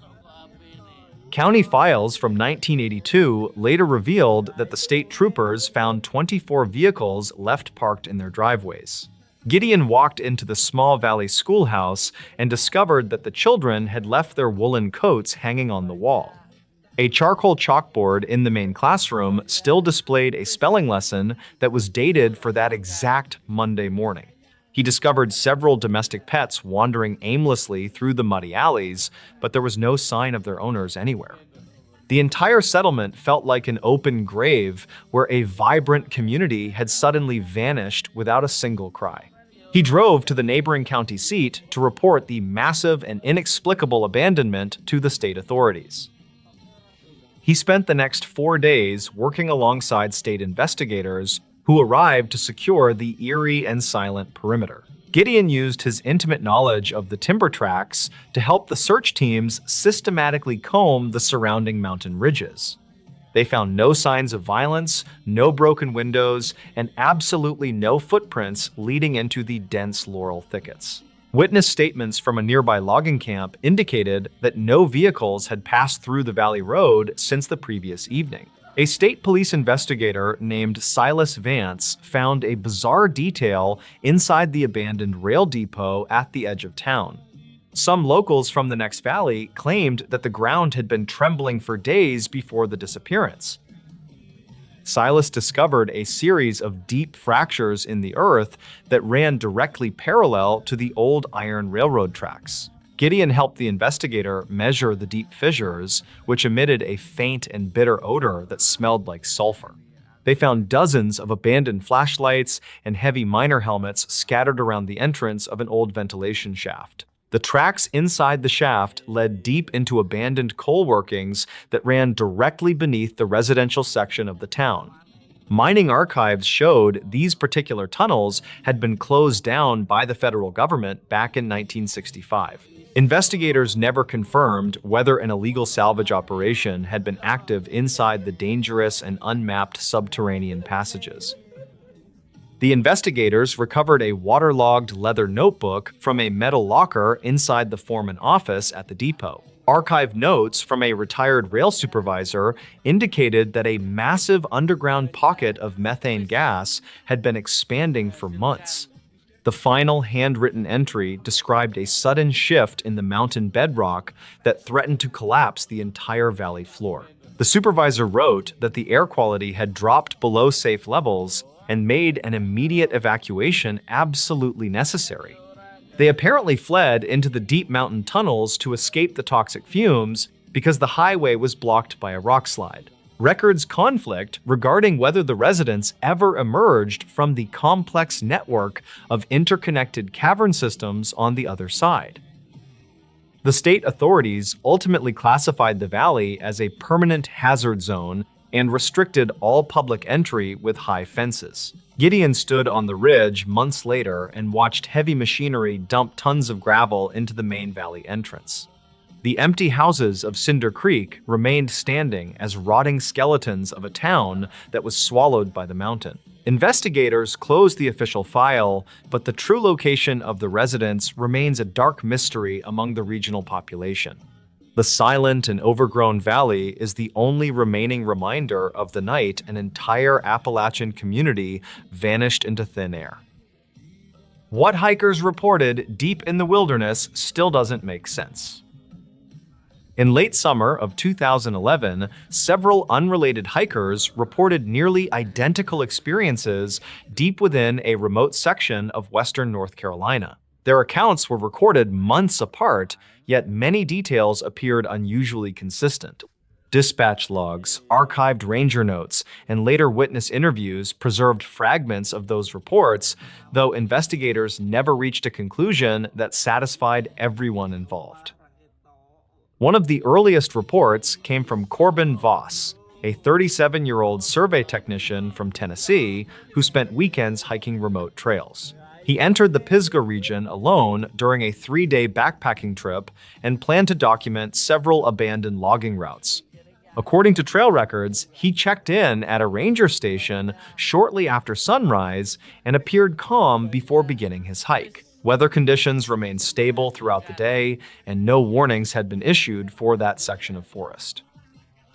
Corbin covered nearly 12 miles before establishing camp near a narrow ridge overlooking a heavily wooded valley. He later stated that nothing unusual occurred until shortly after dusk, when distant sounds began echoing through the trees. At first, he assumed another group occupied a nearby campsite. Though no fires or lights appeared anywhere below him, the sounds reportedly resembled brief conversations carried by wind, yet every attempt to identify their source failed. Around 10 that evening, Corbin heard what he believed were footsteps approaching from the eastern side of camp. The movement stopped whenever he shined his flashlight toward the trees. Several minutes later, the same pattern repeated from a different direction. He described the experience in a written statement submitted after returning home. According to archive notes, he eventually remained awake until dawn because the sounds continued at irregular intervals. The following morning revealed no obvious explanation. Corbin found no footprints near his campsite, despite damp soil that should have preserved tracks clearly. He also noticed something that later became important during the investigation. Several small stones had been arranged beside the trail leading away from camp.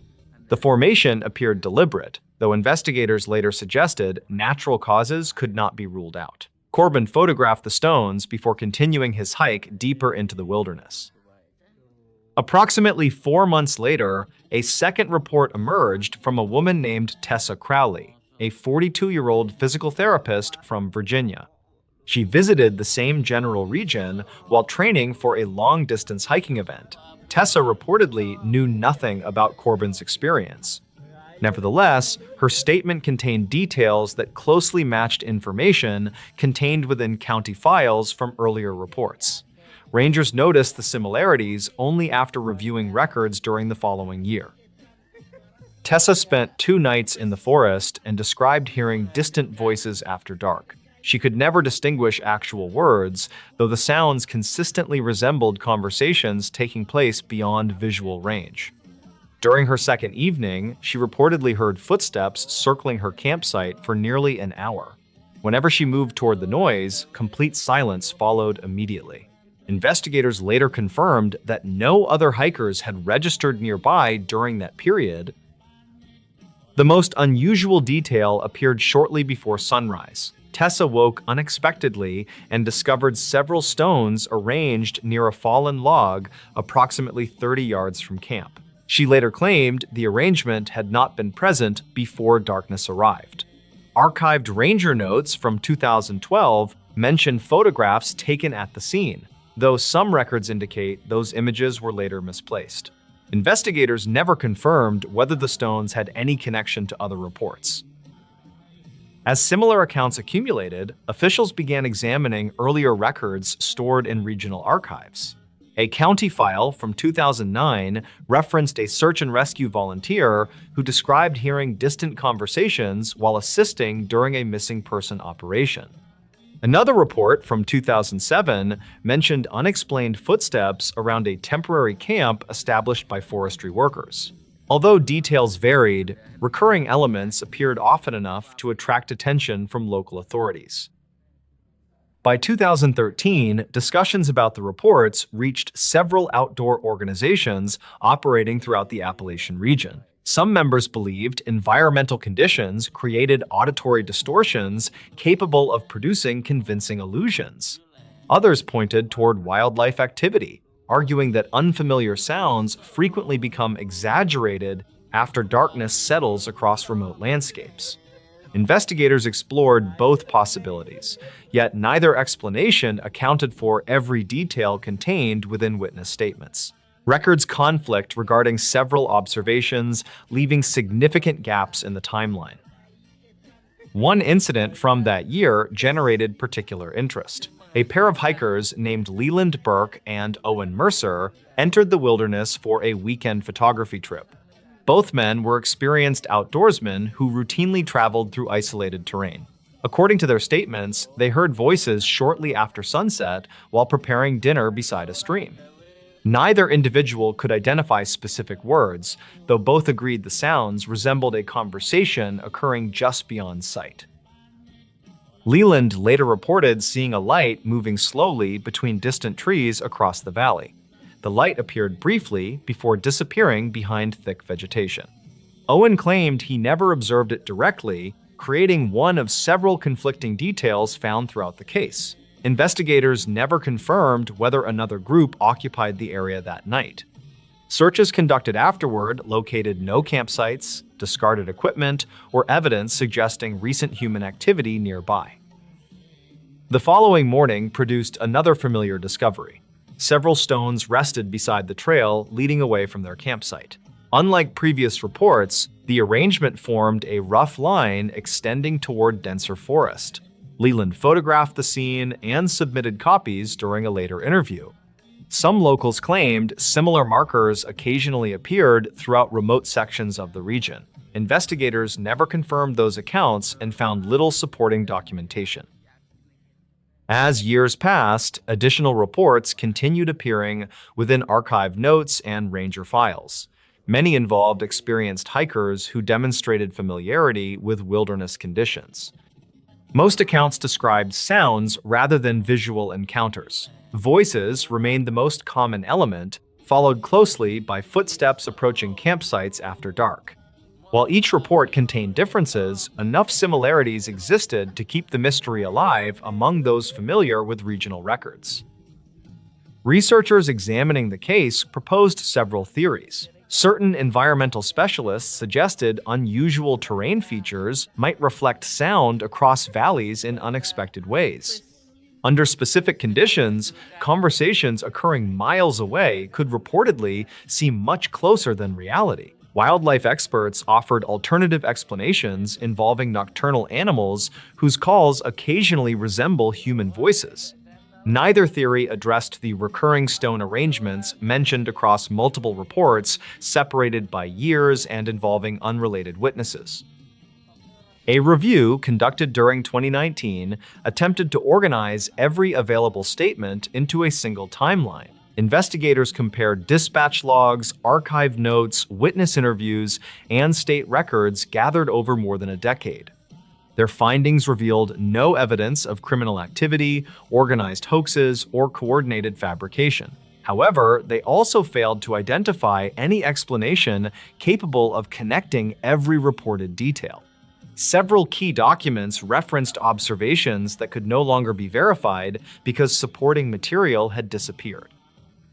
Today, hikers continue traveling through the same wilderness without incident every year. Most never experience anything unusual and return home with ordinary stories about mountain views and long trails. Yet, scattered among those routine accounts remain a small number of reports that sound remarkably similar to statements recorded years earlier. Investigators never confirmed what caused the voices, the footsteps, or the carefully placed stones. Deep within that section of forest, what several hikers reported still doesn't make sense. In this news story, witnesses still can't explain these ghost encounters. In November of 2012, a remote forestry station near Greenwater, Washington, became the focus of an unresolved investigation. Local authorities received multiple contradictory statements from experienced wilderness professionals who encountered something they simply could not identify on the mountain. Mark Vance was a 34-year-old wildlife biologist who spent weeks tracking nocturnal animal populations across the dense Pacific Northwest Territory. He shared a temporary field cabin with Sarah Jenkins, a 28-year-old forestry technician who mapped severe trail erosion there. According to archive notes, their primary objective was purely scientific and required them to remain outdoors during late-night hours. The environment was notoriously challenging because thick fog frequently rolled through the valley, drastically reducing visibility for anyone in the woods. On the night of November 14, Mark set up motion-activated trail cameras along a deeply isolated ridgeline. Official dispatch logs later confirmed that his radio communication suddenly ceased at exactly 11:45 in the evening that night. Sarah remained at the base cabin, but reportedly noticed an unusual drop in voltage that caused all their electronics to flicker. She attempted to contact him several times, but the radio emitted nothing except a steady, high-pitched static sound instead. State records indicate that weather conditions were completely clear at the base station, which ruled out immediate storm interference entirely. Up on the ridge, Mark reportedly observed a dark silhouette standing completely motionless near one of his newly positioned cameras. He assumed it was a local hiker, so he called out a loud warning about the steep drop-off ahead of them. The figure did not respond to his voice, but it moved backward into the heavy brush with remarkable, silent speed. When Mark walked over to investigate the specific area, he found absolutely no footprints left behind in the damp mud. This detail was particularly baffling because the soil was very soft, meaning any human presence would definitely leave deep impressions. He recovered the camera unit and immediately returned to the base station to review the digital images with Sarah. The county file from 2009 detailed a similar incident where equipment failed, but these current photographs showed something else. The first 3 frames captured a completely blank trail, yet the 4th frame contained a bizarre, distorted visual anomaly. A pale shape was visible beneath the tree line, but its outlines were completely blurred due to unexplained light refraction. Investigators never confirmed if this distortion was caused by a faulty lens mechanism or an actual physical object passing by. Some locals claimed the area was historically prone to unusual magnetic variations that frequently disrupted electronic recording devices there. However, Sarah noticed that the temperature sensors on the camera logged an immediate drop of 20 degrees within 1 minute. The official regional weather data completely contradicted this finding, showing a perfectly stable climate across the entire mountain range. Records conflict regarding whether this brief localized freeze was an environmental anomaly or simply an instrumentation error by the team. The next morning, the 2 researchers decided to examine the ridge together during the clear daylight hours to find answers. They discovered that several heavy branches near the camera site were cleanly snapped off at a height of 8 feet. No heavy machinery operated in that protected zone, and wildlife officials confirmed no large animals matched that specific damage pattern. Furthermore, the broken wood fibers appeared completely dehydrated, which was highly unusual given the constant dampness of the rainforest. A nearby park ranger later filed an auxiliary report stating he heard low-frequency humming throughout the previous night. By the afternoon, the local sheriff department dispatched a single officer to conduct a routine check of the area. The responding deputy noted that both scientists seemed highly credible and showed no signs of panic or mutual deception. He searched the perimeter for evidence of unauthorized trespassers, but his search yielded absolutely no physical evidence of intruders. The official report concluded that an unknown animal or transient hiker likely caused the disturbance on the ridgeline. However, the file remains open today because several technical contradictions in the equipment logs were never fully explained by experts. Independent analysts don't agree on the actual source of the extreme temperature drops recorded by the field equipment. Some experts believe that a localized thermal inversion occurred, while others maintain that the digital sensor simply experienced a malfunction. We can't definitely prove either theory because the original camera unit was later lost during a routine transport to town. The case remains one of the most unusual mysteries in the region, leaving both witnesses without any clear answers.